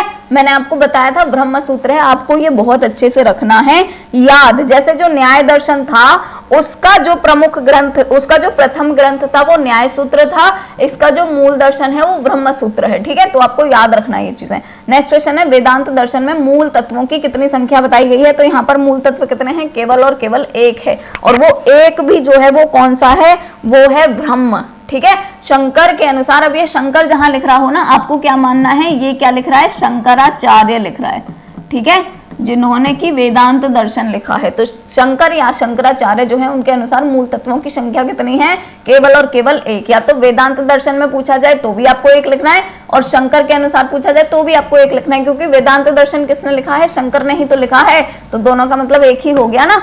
चलिए नेक्स्ट क्वेश्चन की तरफ शिफ्ट होंगे। शंकर के अनुसार शिक्षक का स्वरूप होना चाहिए, शिक्षक जो होना चाहिए वो कैसा होना चाहिए। अब देखिए ये वेदांत दर्शन है, वेदांत दर्शन का क्या मतलब है कि यहाँ पे पूरी की पूरी आध्यात्म की बात हो रही है, तो यहाँ पर जो शिक्षक होना चाहिए ना वो बहुत ज्यादा ज्ञानी होना चाहिए, ताकि वो अपने बच्चों को ज्ञान दे सके। शंकर के अनुसार मूल तत्व है, मूल तत्व देखो सबसे पहले तो शंकर के अनुसार मूल तत्व है ना। तो मूल तत्व पूछे ना तो 1 ही तो मूल तत्व है, और 1 ही मूल तत्व कौन सा है, केवल और केवल ब्रह्म, ठीक। नेक्स्ट क्वेश्चन है शंकर के अनुसार वास्तविक अनुशासन का अर्थ है, वास्तविक अनुशासन का अर्थ क्या है, तो आत्मानुशासन जो है वो है वास्तविक अनुशासन का अर्थ। नेक्स्ट क्वेश्चन है वेदांत दर्शन का मूल ग्रंथ कौन सा है, तो इनका जो मूल ग्रंथ है वो है ब्रह्मसूत्र, इसके बारे में हम ऑलरेडी बात कर चुके हैं। नेक्स्ट क्वेश्चन की तरफ शिफ्ट होंगे। तो नेक्स्ट क्वेश्चन है ब्रह्मसूत्र किसने लिखा है, ब्रह्मसूत्र किसने लिखा है, वाद नारायण ने। ये मैं ऑलरेडी आपको बता चुकी हूँ, वेदांत दर्शन आधारित है। वेदांत दर्शन जो है वो किस पर आधारित है, ब्रह्मसूत्र पर भी आधारित है, गीता पर भी आधारित है, और उपनिषदों पर भी आधारित है, क्योंकि ये आध्यात्मिक दर्शन है, इसीलिए यहाँ पर जो द ऑप्शन है वो हो जाएगा करेक्ट ऑप्शन। नेक्स्ट क्वेश्चन है वेदांत के अनुसार प्रमाण है, इसके अनुसार अगर हम प्रमाण की बात करें तो कौन कौन से हैं प्रमाण, वैसे कितने हैं, 6 हैं, 6 में से ये तीनों के तीनों हैं प्रमाण, इसीलिए द ऑप्शन हो जाएगा करेक्ट ऑप्शन। नेक्स्ट क्वेश्चन है वेदांत अपनी सिद्धांत सिद्धि हेतु कितने प्रमाण स्वीकार करता है, तो ये स्वीकार करता है 6 प्रमाण, ठीक है। प्रमाण जहां पर भी पूछे जाए नंबर दिया हुआ हो, बिना देखे 6 पर टिक लगा दो, सही हो जाएगा, है ना। वेदांत दर्शन के अनुसार चित्त की शुद्धि का साधन क्या है, अगर चित्त की शुद्धि करनी है तो उसका साधन क्या है, नित्य कर्मों का अनुष्ठान, यानी जो जो आप कर्म कर रहे हैं उनका अनुष्ठान करें अच्छे तरीके से। नेक्स्ट क्वेश्चन है वेदांत शिक्षा में पाठ्यक्रम के अंतर्गत किसको मुख्य स्थान दिया गया है, तो आध्यात्मिक और व्यवहारिक दोनों को दिया गया है मुख्य स्थान, ठीक है। जो वेदांत दर्शन है ये आध्यात्म पर तो आधारित ही है पूरा का पूरा, है ना, ब्रह्म ज्ञान पर, ब्रह्म सूत्र पर आधारित है, तो आध्यात्मिक और व्यवहारिक दोनों चीजों पर ये आधारित है, और इन दोनों को पूरा प्रमुख स्थान दिया गया है ना। नेक्स्ट क्वेश्चन है वेदांत दर्शन के अनुसार जीवन का प्रमुख उद्देश्य जो है वो क्या है, तो जीवन का प्रमुख उद्देश्य कौन सा है, इसके अनुसार मोक्ष की प्राप्ति, वो मैंने आपको स्टार्टिंग में ही बता दिया था। नेक्स्ट क्वेश्चन है वेदांत शिक्षा का उद्देश्य क्या है, तो देखिए इसका उद्देश्य क्या होगा, ये एक आध्यात्मिक ज्ञान है ना। तो सत्य जीवन का विकास बिल्कुल, ब्रह्म की प्राप्ति बिल्कुल, वसुदेव कुटुंबकम की भावना बिल्कुल, तो सारे के सारे हो जाएंगे, यानी द ऑप्शन हो जाएगा यहाँ पर करेक्ट ऑप्शन, ठीक है। चलिए नेक्स्ट क्वेश्चन की तरफ शिफ्ट होंगे। तो हमारा नेक्स्ट क्वेश्चन है इनमें से किसको पंचमहाभूत की संज्ञा नहीं दी गई है? देखिए सबसे पहले तो पंचमहाभूत जो होते हैं वो कौन से हैं? जो आप 5 तत्व पढ़ते हो, कौन कौन से पढ़ते हो? आकाश और पृथ्वी और जल, अग्नि और वायु, है ना। ये 5 होते हैं हमारे पंच तत्व या पंच महाभूत, ठीक है, कुछ भी बोल सकते हैं, पंच तत्व या पंच महाभूत, जिनसे हमारी पृथ्वी बनी हुई है, जिनसे पूरी सृष्टि की रचना हुई है ना। तो ये जो 5 तत्व हैं, इनमें से देखो पृथ्वी आ गई यहाँ पर, ये रही, कहाँ है पृथ्वी? ये रही, है ना। जल आ गया यहाँ पे, तेजस का मतलब क्या होता है? अग्नि। अग्नि और तेजस एक ही नाम है। यहाँ पे जो प्राणी है वो नहीं होता है इसके अंदर, इसीलिए यहाँ पर जो द ऑप्शन है वो हो जाएगा करेक्ट ऑप्शन। नेक्स्ट क्वेश्चन है चित्त की शुद्धि का साधन क्या है? तो चित्त की शुद्धि का साधन है नित्य कर्मों का अनुष्ठान, ठीक। नेक्स्ट क्वेश्चन है इमाइल बुक जो है उसके लेखक कौन है? ये बहुत अच्छे से याद कर लेना, बहुत इंपॉर्टेंट क्वेश्चन है। रूसो है इस पुस्तक के लेखक। आदर्शवाद जो है इनको कौन मानते हैं? तो आदर्शवाद जो है इसको मानते हैं आदर्शवाद जो है इसको कौन मानते हैं? तो आध्यात्मिक दर्शन भी, बुद्धिवादी दर्शन भी और मनोकेंद्रित दर्शन भी, तीनों दर्शन होते हैं इसमें, इसीलिए उपयुक्त सभी जो है वो हो जाएगा यहाँ पर करेक्ट ऑप्शन। देखिए यहाँ पर जो हम अभी अपने इंडिया वाले पढ़ रहे थे ना, तीनों चीजें हमारे इंडिया में कौन कौन से थे जो हमारे भारत में थे? न्याय दर्शन, सांख्य दर्शन और वेदांत दर्शन, वो तीनों खत्म हो गए हैं। जो हमारे जो पश्चिमी देशों के थे, पश्चिमी देशों के कौन कौन से थे? तो पश्चिमी देशों के थे आदर्शवाद, प्रकृतिवाद और प्रयोजनवाद, ये तीनों थे, ठीक है। तो अब यहाँ पे ये आदर्शवाद के क्वेश्चन स्टार्ट हो जाते हैं। यहाँ तक जो हमारा भारत, जहां से भारतीय शिक्षा ली गई है, वो तीनों जगह से वो तीनों की तीनों फिनिश होती हैं और यहाँ पर आदर्शवाद हो जाता है स्टार्ट, ठीक। चलिए, तो आपको आई होप क्लियर तो हो रही होंगी सारी चीजें। तो अब हम स्टार्ट करते हैं। तो यहाँ पर जो हमारा फर्स्ट क्वेश्चन है आदर्शवाद का, वो है आदर्शवाद में प्रधानता है, आदर्शवाद जो है वहां पे। अच्छा चलिए, मैं आपको यहाँ पर एक 2-3 चीजें लिख देती हूँ ताकि आपको थोड़ा सा क्लियर हो जाए चीजें, है ना। अब देखिए यहाँ पर अगर हम बात करें पश्चिमी देशों की, तो वहां पर भी 3 चीजों से शिक्षा जो है उसका सिस्टम लिया गया है। वो 3 चीजें कौन कौन सी थी? तो पहला तो था आदर्शवाद, ठीक है। अब आपको ये चीजें भी लिख लेनी है अच्छे से, ताकि आप इनके भी सारे क्वेश्चन ऐसे ही इजीली करते जाएं। जो आदर्शवाद है, अगर हम उसमें पूछें उसमें कौन से तत्व ज्यादा है, तो यहाँ पे कौन सा क्षेत्र ज्यादा है? तो यहाँ पे तत्व मीमांसा जो है वो वाला क्षेत्र सबसे ज्यादा है, ठीक है।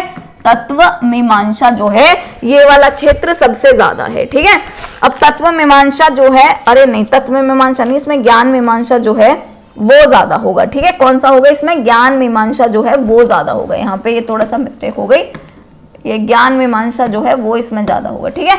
ज्ञान मीमांसा जो हमने सबसे पहले 3 पढ़ी थी ना, कि जो दर्शन होते हैं उसके क्षेत्र कौन कौन से हैं? तत्व मीमांसा, ज्ञान मीमांसा और मूल्य मीमांसा। तो वहां से ज्ञान मीमांसा जो है वो वाला क्षेत्र आदर्शवाद में सबसे ज्यादा है ना। और आपको पता होना चाहिए ज्ञान मीमांसा होता है, इसका मतलब क्या होता है? पाठा चर्चा और शिक्षण विधियां, ये इसका बेसिकली मतलब होता है, ठीक है। तो एक चीज हो गई ये कि इसमें जो ज्ञान मीमांसा होता है उसकी अधिकता होती है।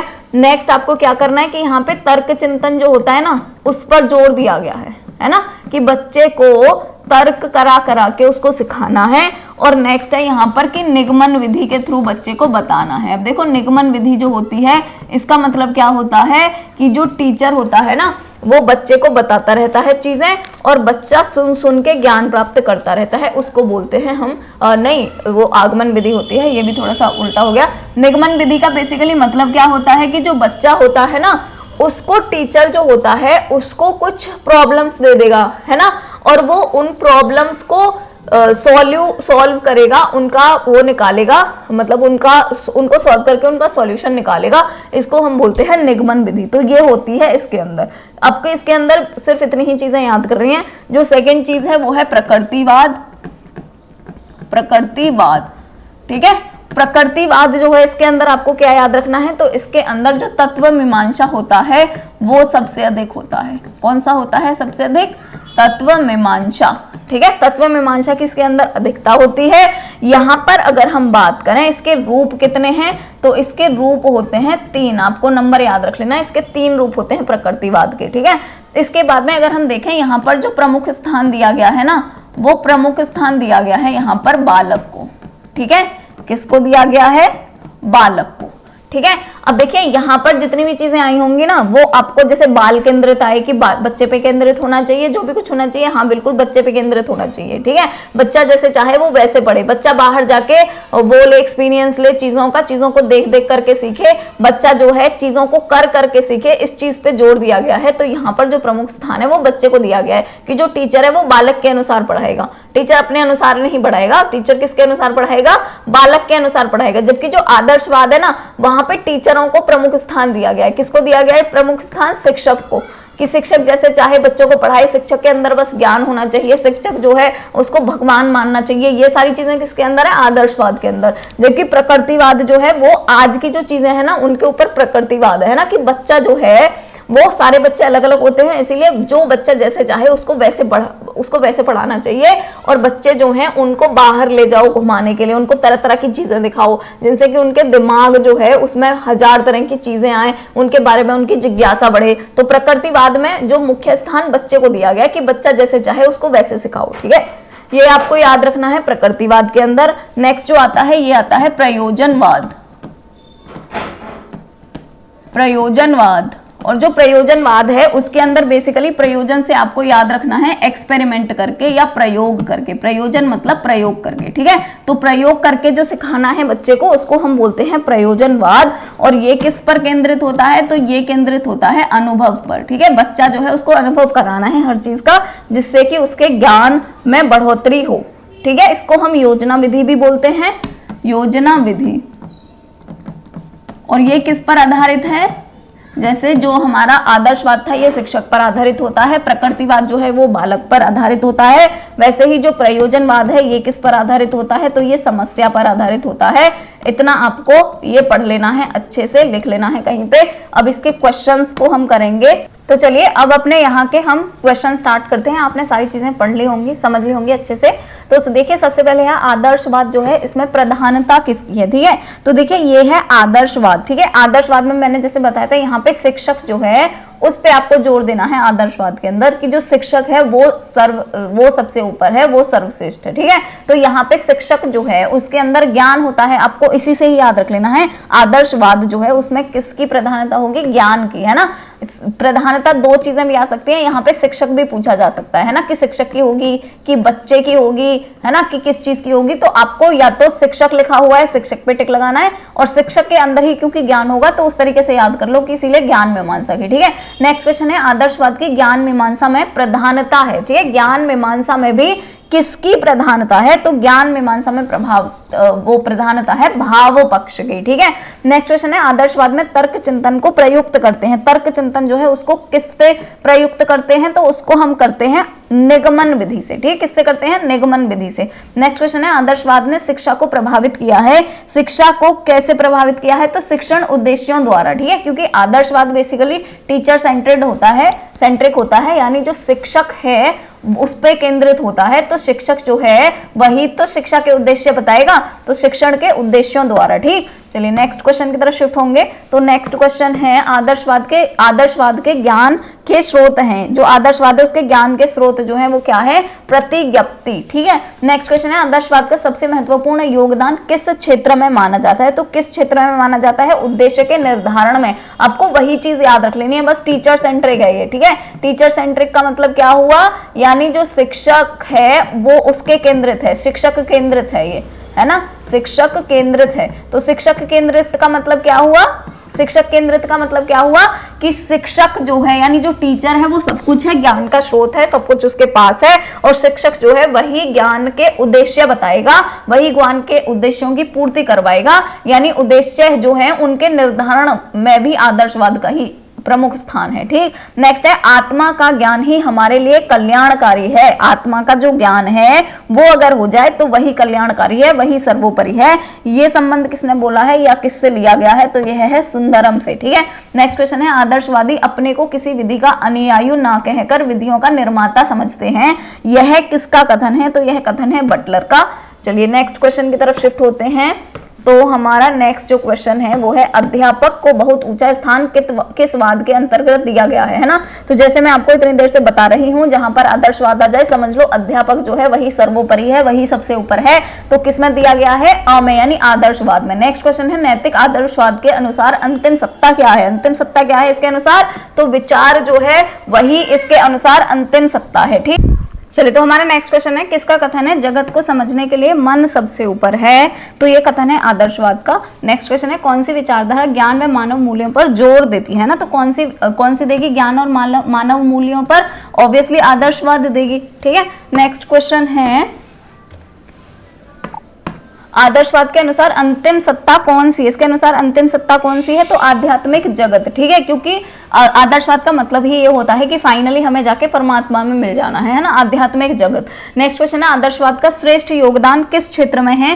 तो उद्देश्य की प्राप्ति में। ठीक है, ये हम 3 क्वेश्चन आ चुके हैं उद्देश्य से ही रिलेटेड। तो जहां आदर्शवाद आ जाए वहां पे समझ लो उद्देश्य से रिलेटेड बात हो रही है। ठीक है, नेक्स्ट क्वेश्चन है कौन सा दर्शन परम सत्ता को आध्यात्मिक घोषित करता है? जहां पे आध्यात्मिक की भी बात आ जाए वहां पर भी समझ लो आदर्शवाद की बात हो रही है। ठीक है, आध्यात्मिक की है ना, आध्यात्मिक ज्ञान की बात हो मतलब आदर्शवाद की बात होती है। नेक्स्ट है प्रकृतिवाद के कितने रूप हैं? देखिए आध्यात्मिकवाद या फिर आदर्शवाद जो है इसके जितने भी क्वेश्चन थे वो सारे के सारे यहाँ तक फिनिश हो गए हैं। अब हम सेकंड पे आएंगे प्रकृतिवाद पे। ठीक है, तो प्रकृतिवाद जो है इसके कितने रूप हैं हमने ऑलरेडी बताया हुआ था, वहां पे 3 रूप हैं इसके, जहां पे मैं आपको बता रही थी इन तीनों के बारे में। ठीक है, नेक्स्ट क्वेश्चन है निम्नलिखित में से कौन से प्रकृतिवादी शिक्षा का आधार नहीं है? कौन सा नहीं है? तो ज्ञान नहीं है। नेक्स्ट क्वेश्चन है प्रकृतिवाद ने शिक्षा की प्रक्रिया को स्वरूप दिया है, कौन सा स्वरूप दिया है? बाल केंद्रित। ठीक है, जैसे हम आदर्शवाद के बारे में पढ़ते थे वो शिक्षक केंद्रित है, वैसे ही जो प्रकृतिवाद है वो बाल केंद्रित है। ये आपको याद रखना है अच्छे से। ठीक है, तो आपको ये याद रखना है आदर्शवाद मतलब शिक्षक केंद्रित है और जो प्रकृतिवाद है वो बालक केंद्रित है, यानी बालक जैसा चाह रहा है उसको वैसे पढ़ाओ। ठीक है, नेक्स्ट है प्रकृतिवाद को मानते हैं, प्रकृतिवाद जो है उसको क्या मानते हैं? तत्व मीमांसा का दर्शन। ठीक है, जो फर्स्ट होता था तत्व मीमांसा उसका दर्शन मानते हैं इसको। प्रकृतिवादी जो है वो सत्य किसको मानते हैं? प्रकृति को मानते हैं। ठीक है, कि प्रकृति जो है वही ही सब कुछ है। नेक्स्ट क्वेश्चन की तरफ शिफ्ट होंगे। तो नेक्स्ट क्वेश्चन है हमारा बुराइयां समाज से आती हैं, यह कथन किसने दिया है? कि जितनी भी बुराइयां हैं वो समाज से ही आती हैं, ये बोला है रूसो ने। नेक्स्ट क्वेश्चन पढ़ेंगे प्रकृतिवाद के अनुसार शिक्षा का उद्देश्य क्या है? तो इसके अनुसार शिक्षा के सारे उद्देश्य हैं, यानी कि शारीरिक विकास भी होना चाहिए, मानसिक विकास भी और वैज्ञानिक अभिवृत्ति का विकास भी है ना, क्योंकि ये बालक केंद्रित है ना, बालक के अंदर सारे के सारे विकास होने चाहिए। जबकि जो आदर्शवाद था वो क्या बोलता था? वो बोलता था आध्यात्मिक विकास के बारे में, है ना, कि बच्चे के अंदर आध्यात्मिक विकास होना चाहिए, ये बोलता था आदर्शवाद। तो ये आपको चीजें क्लियर करके रखनी है अपने मन के अंदर। आदर्शवाद शिक्षक केंद्रित होता है, वो आध्यात्मिक विकास की बात करता है, जबकि जो प्रकृतिवाद है वो बालक केंद्रित होता है और वो सारे के सारे विकास की बात करता है कि बच्चे के अंदर हर तरह के विकास होने चाहिए। ठीक है, नेक्स्ट क्वेश्चन है मानव अपनी प्रक्रिया के मध्य से ही मूल्यों का सृजन करता है, यह मान्यता किस वाद की है? तो ये मान्यता है प्रकृतिवाद की। नेक्स्ट क्वेश्चन है शिक्षा के सूत्रों के प्रवर्तक कौन है? तो ये जो हर्बर्ट स्पेंसर हैं ये हैं। नेक्स्ट क्वेश्चन की तरफ शिफ्ट होंगे। तो नेक्स्ट हमारा क्वेश्चन है कि जो अध्यापक होता है उसका कार्य पर्दे के पीछे रहकर कार्य करना है, यह मान्यता जो है किसकी है? तो ये प्रकृतिवाद की ही है कि बच्चा जो है उसको आगे रखो, आपका काम है कि आप पर्दे के पीछे रह के काम करो, क्योंकि यहाँ पर जो बच्चा है वो ही सबसे ज्यादा महत्वपूर्ण होता है ना प्रकृतिवाद के अंदर, इसीलिए वो बच्चे जो है उसको आगे करो और टीचर को पीछे करो। जबकि आदर्शवाद की बात करें तो वहां पर शिक्षक सबसे आगे होता है, अध्यापक सबसे आगे होता है ना, लेकिन यहाँ पर बच्चा सबसे आगे है, इसीलिए टीचर जो है जो अध्यापक है उसको पर्दे के पीछे रह के काम करना है। अगर हम प्रकृतिवाद की बात करें, प्रकृतिवाद जो है इसका विकास कब प्रारंभ हुआ था? तो 640 से 550 ईसा पूर्व में हो गया था इसका विकास प्रारंभ। नेक्स्ट क्वेश्चन है प्रकृतिवादियों के अनुसार अंतिम सत्य क्या है? अगर इनके अनुसार हम देखें तो अंतिम सत्य क्या है? पदार्थ है इनके अनुसार। ठीक है, जबकि अगर हम आदर्शवाद के उससे देखें तो वहां पे मोक्ष की प्राप्ति या अध्यात्म की प्राप्ति जो है वो होती है अंतिम सत्य, यहाँ पर अंतिम सत्य है पदार्थ। नेक्स्ट क्वेश्चन है प्रकृति की ओर लौटो का नारा किसने दिया है? तो ये दिया है रूसो ने। रूसो प्रकृतिवाद में बहुत ज्यादा इनका योगदान है, इसीलिए रूसो के जितने भी क्वेश्चन है आपको बहुत अच्छे से पढ़ लेने हैं। रूसो हो इसके सारे क्वेश्चन आपको बहुत अच्छे से पढ़ लेना है। ठीक है, नेक्स्ट क्वेश्चन है श्लोक से परे कुछ नहीं है, यह मान्यता श्लोक से परे यानी ये जो दुनिया है इससे परे कुछ नहीं है, ये किसकी मान्यता है? तो ये प्रकृतिवाद की है। ठीक है, क्योंकि ये पदार्थ को ही सबसे ज्यादा मुख्य स्थान देते हैं। नेक्स्ट क्वेश्चन है सामाजिक सहयोग की अपेक्षा व्यक्तिगत अधिकार पर अधिक बल देता है, कौन देता है? प्रकृतिवाद देता है। नेक्स्ट क्वेश्चन है अंतिम सत्ता भौतिकता में है, आध्यात्मिकता में नहीं। ठीक है, अंतिम सत्ता भौतिकता में है यानी कि पदार्थ में है, ठीक है, आध्यात्म में नहीं। ये किसने बोला है? तो ये प्रकृतिवाद जो है उसकी मान्यता है। जबकि अगर हम आदर्शवाद को देखें, है ना, जो इससे पहले हम पढ़ चुके हैं, तो आदर्शवाद क्या बोलता है कि असली जो सत्ता है या अंतिम जो सत्ता है वो आध्यात्म में है। आदर्शवाद ये बोलता है। और जबकि जो प्रकृतिवाद है वो बोलता है, प्रकृतिवाद की जो असली सत्ता है वो भौतिकता में है, यानी पदार्थ में है। ठीक है, तो ये आपको कंफ्यूजन अपने माइंड में बिल्कुल नहीं रखनी है, इनको अच्छे से एकदम क्लियर करके रखना। ठीक है, नेक्स्ट है प्रकृतिवादी शिक्षा में सबसे प्रमुख स्थान जो है वो किसका है? तो यहाँ पर देखो, मैं पहले ही बता रही थी, प्रकृतिवाद जो है वहां पर सबसे ज्यादा प्रमुख स्थान है बालक का। जबकि आदर्शवाद में किसका है? आदर्शवाद में है शिक्षक का, है ना। ये सारी चीजें मैं आपको बार बार इसलिए लिखा रही हूँ, आपको इसमें कंफ्यूजन नहीं होना है, सारी चीजें क्लियर करके रखनी है। ठीक, चलिए नेक्स्ट क्वेश्चन की तरफ शिफ्ट होंगे। तो हमारा नेक्स्ट क्वेश्चन है, प्रकृतिवादी जो हैं वो किस चीज पर बल देते हैं? तो प्रकृतिवादी बल देते हैं अनौपचारिक शिक्षा पे। निषेधात्मक शिक्षा पर बल कौन देता है? इस पर भी बल देते हैं प्रकृतिवादी। नेक्स्ट क्वेश्चन है, निम्न में से कौन प्रकृतिवादी नहीं है? इनमें से कौन प्रकृतिवादी नहीं है? अरस्तु जो है वो प्रकृतिवादी नहीं है, क्योंकि अरस्तु जो है वो आदर्शवादी है। ठीक है, नेक्स्ट क्वेश्चन है, व्यवहारवादी मनोविज्ञान का जन्म जो है वो किससे हुआ है? तो यांत्रिक प्रकृतिवाद से हुआ है। ठीक, चलिए नेक्स्ट क्वेश्चन की तरफ शिफ्ट होंगे। तो नेक्स्ट क्वेश्चन है, शारीरिक क्रियाओं पर किस वाद के द्वारा अधिक बल दिया गया है? तो प्रकृतिवाद जो है उसने शारीरिक क्रियाओं पे, क्योंकि ये तो पदार्थ पर ही काम करता है ना, इसलिए। ठीक है, नेक्स्ट क्वेश्चन है, प्रकृतिवादी किस प्रकार अनुशासन उत्पन्न करना चाहते हैं? तो ये उत्पन्न करना चाहते हैं प्राकृतिक परिणामों से। नेक्स्ट क्वेश्चन है, शिक्षा में खेल प्रणाली किसका आविष्कार है? तो खेल प्रणाली किसका होगा? प्रकृतिवाद का होगा। ठीक है, क्योंकि शारीरिक क्रियाओं पर यही तो बल दे रहा है, और शारीरिक क्रिया किससे अधिक होगी? खेल से होगी। नेक्स्ट क्वेश्चन है, प्रकृतिवाद किस शिक्षा का समर्थक है? तो ये समर्थक है आत्म शिक्षा का। ठीक है, नेक्स्ट क्वेश्चन की तरफ शिफ्ट होंगे। तो नेक्स्ट जो हमारा क्वेश्चन है वो है, प्रकृतिवादी शिक्षा दर्शन में शिक्षक का योगदान क्या है? शिक्षक का योगदान है माली की तरह, बच्चा जो है वो फूल है, और माली की तरह जो टीचर है उसको माली की तरह बच्चे का ध्यान रखना चाहिए। ठीक है, नेक्स्ट जो हमारा क्वेश्चन है वो है, प्रकृतिवादी शिक्षा में निम्नलिखित में से किस पर जोर देता है? तो ये जोर देता है मनोविज्ञान पर। नेक्स्ट क्वेश्चन है, शिक्षा दर्शन में प्रकृतिवाद किसकी देन थी? तो कॉमेनियस की देन थी। नेक्स्ट क्वेश्चन है, शिक्षा में प्रकृतिवादी का क्या रूप है? तो जैविकीय प्रकृतिवाद। नेक्स्ट क्वेश्चन की तरफ शिफ्ट होंगे।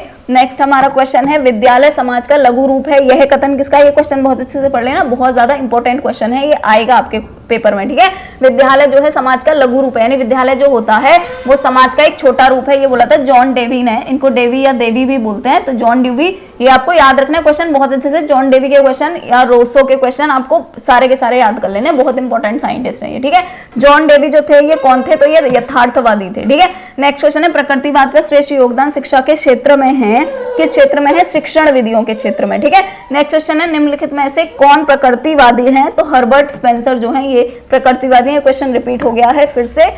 तो नेक्स्ट क्वेश्चन है, निम्नलिखित में से प्रकृतिवाद का संस्थापक कौन है? तो रूसो हो जाएंगे। जैसे मैंने बोला था, रूसो के और जॉन डेवी के क्वेश्चन आपको एक नहीं छोड़ना है, सारे बहुत अच्छे से पढ़ लेने हैं। ठीक है, नेक्स्ट क्वेश्चन है, शिक्षा के किस क्षेत्र में प्रकृतिवाद का सबसे अधिक योगदान है? तो शिक्षण विधियों में है।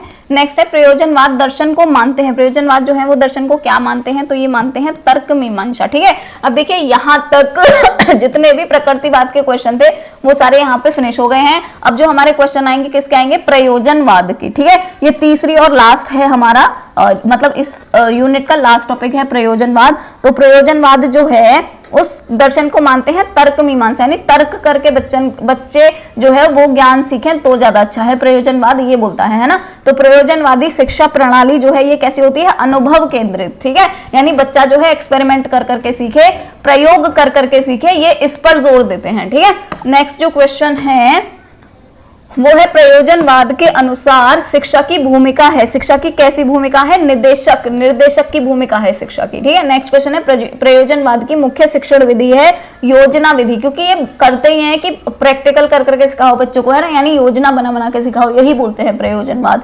नेक्स्ट क्वेश्चन है, प्रयोजनवादी शिक्षा का अधिनियम है, सारे के सारे हैं अधिनियम। ठीक है, अनुभव का अधिनियम भी, एकीकरण का अधिनियम भी और उपयोगिता का अधिनियम भी, सारे के सारे हैं इसके। नेक्स्ट क्वेश्चन है, प्रयोजनवाद के अनुसार पाठ्यक्रम का स्वरूप जो है वो कैसा होता है? समस्या केंद्रित होना चाहिए। ठीक है, यानी समस्या होगी तभी तो उसकी योजना बनाई जाएगी, और तब उस पे फिर बच्चों को गौर करने के लिए बताया जाएगा, प्रयोग करने के लिए दिया जाएगा, ऐसे करके बच्चों को ज्ञान देते हैं। ठीक है, नेक्स्ट क्वेश्चन की तरफ शिफ्ट होंगे। तो नेक्स्ट क्वेश्चन है, प्रयोजनवादी शिक्षा का उपयोग हो रहा है, इसका उपयोग कहां पर हो रहा है? संयुक्त राज्य अमेरिका में, वहां पर प्रयोजनवादी शिक्षा जो है, यानी बच्चे जो हैं वो कर करके सीखें, चीजों को प्रयोग कर करके सीखें, इस पर जोर दिया जा रहा है। ठीक है, नेक्स्ट क्वेश्चन है प्रयोजनवादी शिक्षा का मुख्य उद्देश्य जो है वो क्या है, तो सामाजिक क्षमताओं का विकास करना। नेक्स्ट क्वेश्चन है प्रयोजनवादी शिक्षा का अधिनियम जो है वो क्या है, तो ये क्वेश्चन देखो फिर से रिपीट हो गया है, ये इसका जो अधिनियम है वो सारे के सारे होंगे। नेक्स्ट क्वेश्चन है प्रयोजनवाद सत्य मानता है, ये किसको सत्य मानता है, अनुभव को सत्य मानता है। ठीक है, जैसे जो प्रकृतिवाद था वो मानता है प्रकृति को सत्य, जबकि जो आदर्शवाद था वो जो आदर्शवाद था वो मानता है, आदर्शवाद बोलता है कि जो मोक्ष प्राप्ति है वही सत्य है, जबकि जो प्रकृतिवाद है वो बोलता था कि प्रकृति या फिर पदार्थ जो है वो ही सत्य है, जबकि प्रयोजनवाद बोलता है कि अनुभव जो है वो ही सत्य है। ठीक है, नेक्स्ट जो क्वेश्चन है वो है प्रयोजनवाद जो होता है उसके अनुसार अंतिम सत्य जो है वो क्या है, तो प्रत्यक्ष जो है वो अंतिम सत्य है। प्रयोजनवाद ने शिक्षा के किस आधार पर बल दिया है, तो इन्होंने बल दिया है मनोवैज्ञानिक शिक्षा पर। योजना विधि का निर्माण किस व्यक्ति ने किया है, तो किलपैट्रिक ने किया है, किलपैट्रिक ने योजना विधि का। ठीक है, नेक्स्ट क्वेश्चन है प्रयोजनवादी किस प्रकार के अनुशासन पर बल देते हैं, तो ये बल देते हैं स्वानुशासन पर। ठीक, नेक्स्ट क्वेश्चन की तरफ बढ़ेंगे, तो किसने कहा है कि विद्यालय एक उद्यान है, अध्यापक एक माली है और बालक एक पौधा है, ये किसने बोला है, ये बोला है फ्राबेल ने। सत्य अभी निर्माण अवस्था में है, यह किस दर्शन की मान्यता है, यह मान्यता है प्रयोजनवाद की। ठीक, नेक्स्ट क्वेश्चन है शिक्षा बालक के लिए है ना कि बालक शिक्षा के लिए, यह कथन किस वाद का है, तो यह है प्रयोजनवाद का। नेक्स्ट क्वेश्चन है जॉन डीवी ने प्रयोजनवाद के किस रूप को स्वीकार किया है, जैसे मैं बता रही थी जॉन डीवी के आपको सारे क्वेश्चन बहुत से पढ़ लेने हैं, तो जॉन डीवी ने जैविक प्रयोजनवाद जो है उसको स्वीकार किया है। ठीक, नेक्स्ट क्वेश्चन की तरफ शिफ्ट होंगे, तो नेक्स्ट क्वेश्चन है पाठशाला को समाज का लघु रूप किसने माना है, तो इसको लघु रूप जो है वो माना है प्रयोजनवाद ने। ठीक है, तो सा ऑप्शन यहाँ पर करेक्ट हो जाएगा। नेक्स्ट क्वेश्चन जो है वो है प्रयोजनवाद के अनुसार विद्यालय कैसा होना चाहिए, तो प्रयोजनवाद के अनुसार विद्यालय होना चाहिए समाज का लघु रूप। प्रयोजनवाद के अनुसार शिक्षा का उद्देश्य क्या है, तो इसके अनुसार शिक्षा का उद्देश्य है सामाजिक उपयोगिता का विकास। नेक्स्ट क्वेश्चन है भूखे पेट प्रार्थना नहीं की जाती है ना, जैसे एक वो भी है दोहा भी है, भूखे पेट भजन ना होए गोपाला। ठीक है, वही ही है ये, भूखे पेट प्रार्थना नहीं की जा सकती। इस कथन का समर्थन किस वाद में दिया गया है, तो प्रयोजनवाद में दिया गया है, यानी पहले पेट भरो बाद में पूजा करो, जबकि आध्यात्म जो आदर्शवाद है उसमें क्या बोलते हैं, पूजा करो अध्यात्म को प्राप्त करो, है ना, भूखे रहो चाहे कैसे भी रहो, जबकि इसमें बोलते हैं प्रयोजनवाद में कि पहले अपना पेट भरो बाद में सारी चीजें करो। नेक्स्ट क्वेश्चन है ईमानदारी सर्वोत्तम नीति है, इस कथन का समर्थन कौन करता है, तो प्रयोजनवाद करता है। ठीक है, नेक्स्ट क्वेश्चन है मनुष्य ही सभी वस्तुओं का निष्कर्ष है, इस कथन का समर्थन कौन सा दर्शन करता है, प्रयोजनवाद करता है। योजना विधि का निर्माण किस व्यक्ति ने किया है, तो योजना विधि का निर्माण किलपैट्रिक ने किया है। ये क्वेश्चन बहुत ज्यादा इंपॉर्टेंट है और रिपीट भी हुआ है ना, अभी थोड़ी देर पहले ही हमने पढ़ा था। तो योजना विधि का निर्माण करा है किलपैट्रिक ने। नेक्स्ट क्वेश्चन है प्रयोजनवादी किस प्रकार के अनुशासन पर बल देते हैं, तो ये स्वानुशासन पर बल देते हैं। ये क्वेश्चन भी रिपीट हो गया है। चलिए नेक्स्ट क्वेश्चन की तरफ शिफ्ट होंगे। प्रयोजनवाद जो है उसके अनुसार विद्यालय कैसा होना चाहिए, अच्छा ये क्वेश्चन जो है वो फिर से रिपीट हो गए हैं, समाज का लघु रूप होना चाहिए, है ना। नेक्स्ट क्वेश्चन है जॉन डेवी किस प्रकार के प्रयोजनवाद का समर्थन करते हैं, तो समाज शास्त्रीय का। नेक्स्ट क्वेश्चन है शिलर का प्रयोजनवाद किस प्रकार का था, तो शिलर का प्रयोजनवाद था आध्यात्मवादी। प्रयोजनवाद का प्रादुर्भाव यानी जन्मस्थली जो है वो कहाँ है, तो संयुक्त राज्य अमेरिका में है, वहीं ही इसका जन्म हुआ था। और संयुक्त राज्य अमेरिका जो है वहां पर प्रयोजनवाद से ही शिक्षा प्रणाली बनी गई है। वहां पे जो वो लोग उनका एजुकेशन सिस्टम है, जो शिक्षा का सिस्टम है, वो प्रयोजनवाद से ही प्रेरित होकर लिया गया है, उसी के अकॉर्डिंग ही चलता है। ठीक है, नेक्स्ट क्वेश्चन है शिक्षा जो है वहां पर प्रयोजनवादी विचारधारा जो है वो कैसी है, अनुभव केंद्रित है ना। जैसे पहले ही हो गया प्रयोजनवादी मतलब बच्चे को कर करके सिखाना है। द स्कूल एंड सोसाइटी जो है उस पुस्तक के लेखक कौन है, जॉन डेवी हैं। नेक्स्ट क्वेश्चन है योजनावाद के अनुसार निम्न में से कौन सा सिद्धांत शिक्षा के पाठ्यक्रम में होना चाहिए, तो सारे के सारे होने चाहिए, है ना। नेक्स्ट क्वेश्चन है प्रयोजनवाद किस पाठ्यक्रम पर बल देता है, क्रियात्मक पर, कि जो बच्चे हैं उनको कर करके सीखना है, वही तो क्रियात्मक होगा। नेक्स्ट क्वेश्चन है सत्य अभी निर्माण की अवस्था में है, यह विचारधारा जो है किससे संबंधित है, प्रयोजनवाद से। निम्नलिखित में कौन से विचारक उद्देश्य में आदर्शवादी, विषय वस्तु में प्रकृतिवादी और पद्धति में परिमाणवादी थे, कौन थे, महात्मा गांधी थे। नेक्स्ट क्वेश्चन है सुकरात की शिक्षण विधि जो है कौन सी है, प्रश्न उत्तर विधि है। शिक्षक को एक जलते हुए दीपक की उपमा किसने दी है, रविंद्रनाथ टैगोर ने दी है। नेक्स्ट क्वेश्चन है, अभी हमारे जितने भी हमारे सिलेबस से रिलेटेड थे सारे हो गए हैं, लेकिन ये वाले क्वेश्चन भी इंपॉर्टेंट है तो इनको भी आपको पढ़ लेना है, ठीक है। नेक्स्ट क्वेश्चन है प्लेटो के शिक्षा की प्रक्रिया में बल दिया है किसका, सभी का बल दिया है इन्होंने। नेक्स्ट क्वेश्चन है फ्रांसिस बेकन का योगदान जो है किसमें है, आगमन शिक्षण विधि में। नेक्स्ट क्वेश्चन है जीवन जीने की कला का विकास करना शिक्षा का उद्देश्य है। ठीक है, ये किसने बोला है, हर्बर्ट स्पेंसर ने। हर्बर्ट स्पेंसर जो है उन्होंने पाठ्यक्रम में महत्व किस चीज को दिया है, दोनों को दिया है, भौतिक विज्ञान भी होना चाहिए और स्वास्थ्य विज्ञान भी होना चाहिए, दोनों को दिया है। ठीक है, नेक्स्ट क्वेश्चन की तरफ शिफ्ट होंगे तो नेक्स्ट क्वेश्चन है जो प्रश्न विधि होती है उसके जन्मदाता कौन है, प्रश्न विधि के जन्मदाता है सोक्रेट या फिर सुकरात। नेक्स्ट क्वेश्चन है अरस्तु के आचार्य का नाम क्या है, अरस्तु जो है उनको किसने पढ़ाया है, उनके गुरु कौन है, तो प्लेटो है अरस्तु के गुरु। नेक्स्ट क्वेश्चन है खेल विधि जो है उसको सबसे पहले किसने अपनाया था, तो इसको अपनाया था फ्राबेल ने। तर्कवाद जो है उसके प्रतिपादक कौन है, तो कांट इसके प्रतिपादक है। नेक्स्ट क्वेश्चन की तरफ शिफ्ट होंगे तो नेक्स्ट क्वेश्चन है पेस्टोलॉजी जो है उन्होंने किस शिक्षण विधि का विकास किया था, तो इन्होंने अभ्यास विधि का विकास किया था। शिक्षक की अनुदेशन प्रणाली का विकास किसने किया था, हर्बर्ट ने किया था। शिक्षा के पूर्ण जीवन की तैयारी के उद्देश्य का प्रतिपादन किसने किया था, तो हर्बर्ट स्पेंसर ने किया था। अनुशासन के दुख सुख के सिद्धांत के प्रतिपादक कौन है, हर्बर्ट स्पेंसर हैं।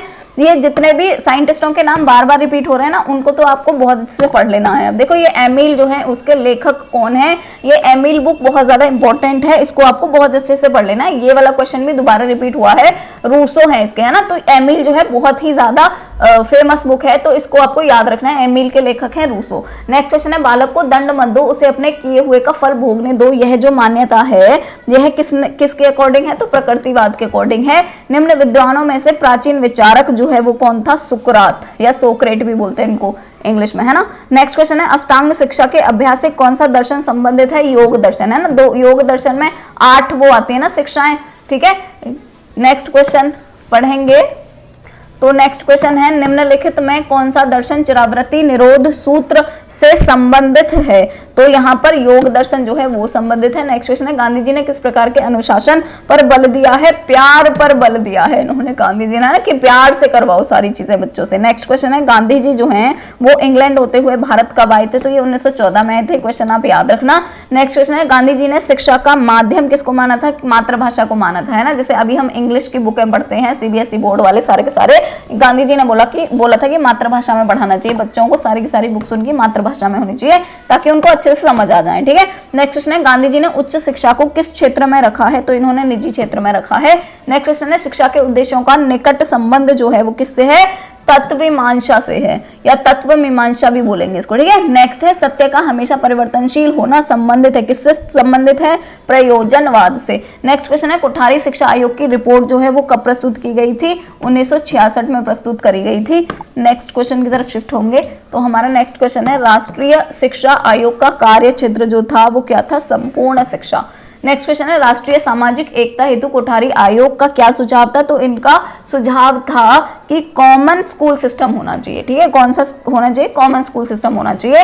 राष्ट्रीय शिक्षा आयोग जो है उसमें सदस्यों की टोटल संख्या कितनी थी, तो इसमें संख्या थी 17, ठीक है। टोटल सदस्य इसमें थे 17, ठीक है, ये आपको याद रखना है। तो आज का हमारा वीडियो इतना था। आपका जो यूनिट फर्स्ट है पूरा का पूरा यहाँ तक हो जाता है फिनिश, ठीक है। BD 102 सब्जेक्ट का यूनिट फर्स्ट कंप्लीट हो जाता है। ये एक पूरा कंप्लीट वीडियो बना दिया था मैंने, ठीक है। अब 200 या 225 के करीब क्वेश्चन हुआ करेंगे तो मैं एक कंप्लीट वीडियो बना दिया करूंगी, बेशक 1.5 घंटे का हो 2 घंटे का हो, एक वीडियो में आपका पूरा एक यूनिट फिनिश, ठीक है। आपको वैसे भी जल्दी पड़ी है कि सारे के सारे वीडियोस जल्दी आ जाए, तो इस तरह से जल्दी भी वीडियोस आ जाएंगे, आपके सारे जल्दी फिनिश हो जाएंगे, ठीक है। तो चलिए आई होप आपको वीडियो पसंद आया होगा, पसंद आया हो लाइक जरूर करके जाना, अगर चैनल सब्सक्राइब नहीं किया है जरूर कर लेना, अपने दोस्तों के साथ भी इसको शेयर कर देना ताकि उनकी भी थोड़ी सी हेल्प हो जाए और मेरी भी हेल्प हो जाए साथ में, ठीक है। चलिए ठीक है, मिलते हैं नेक्स्ट वीडियो में। Lastly thank you.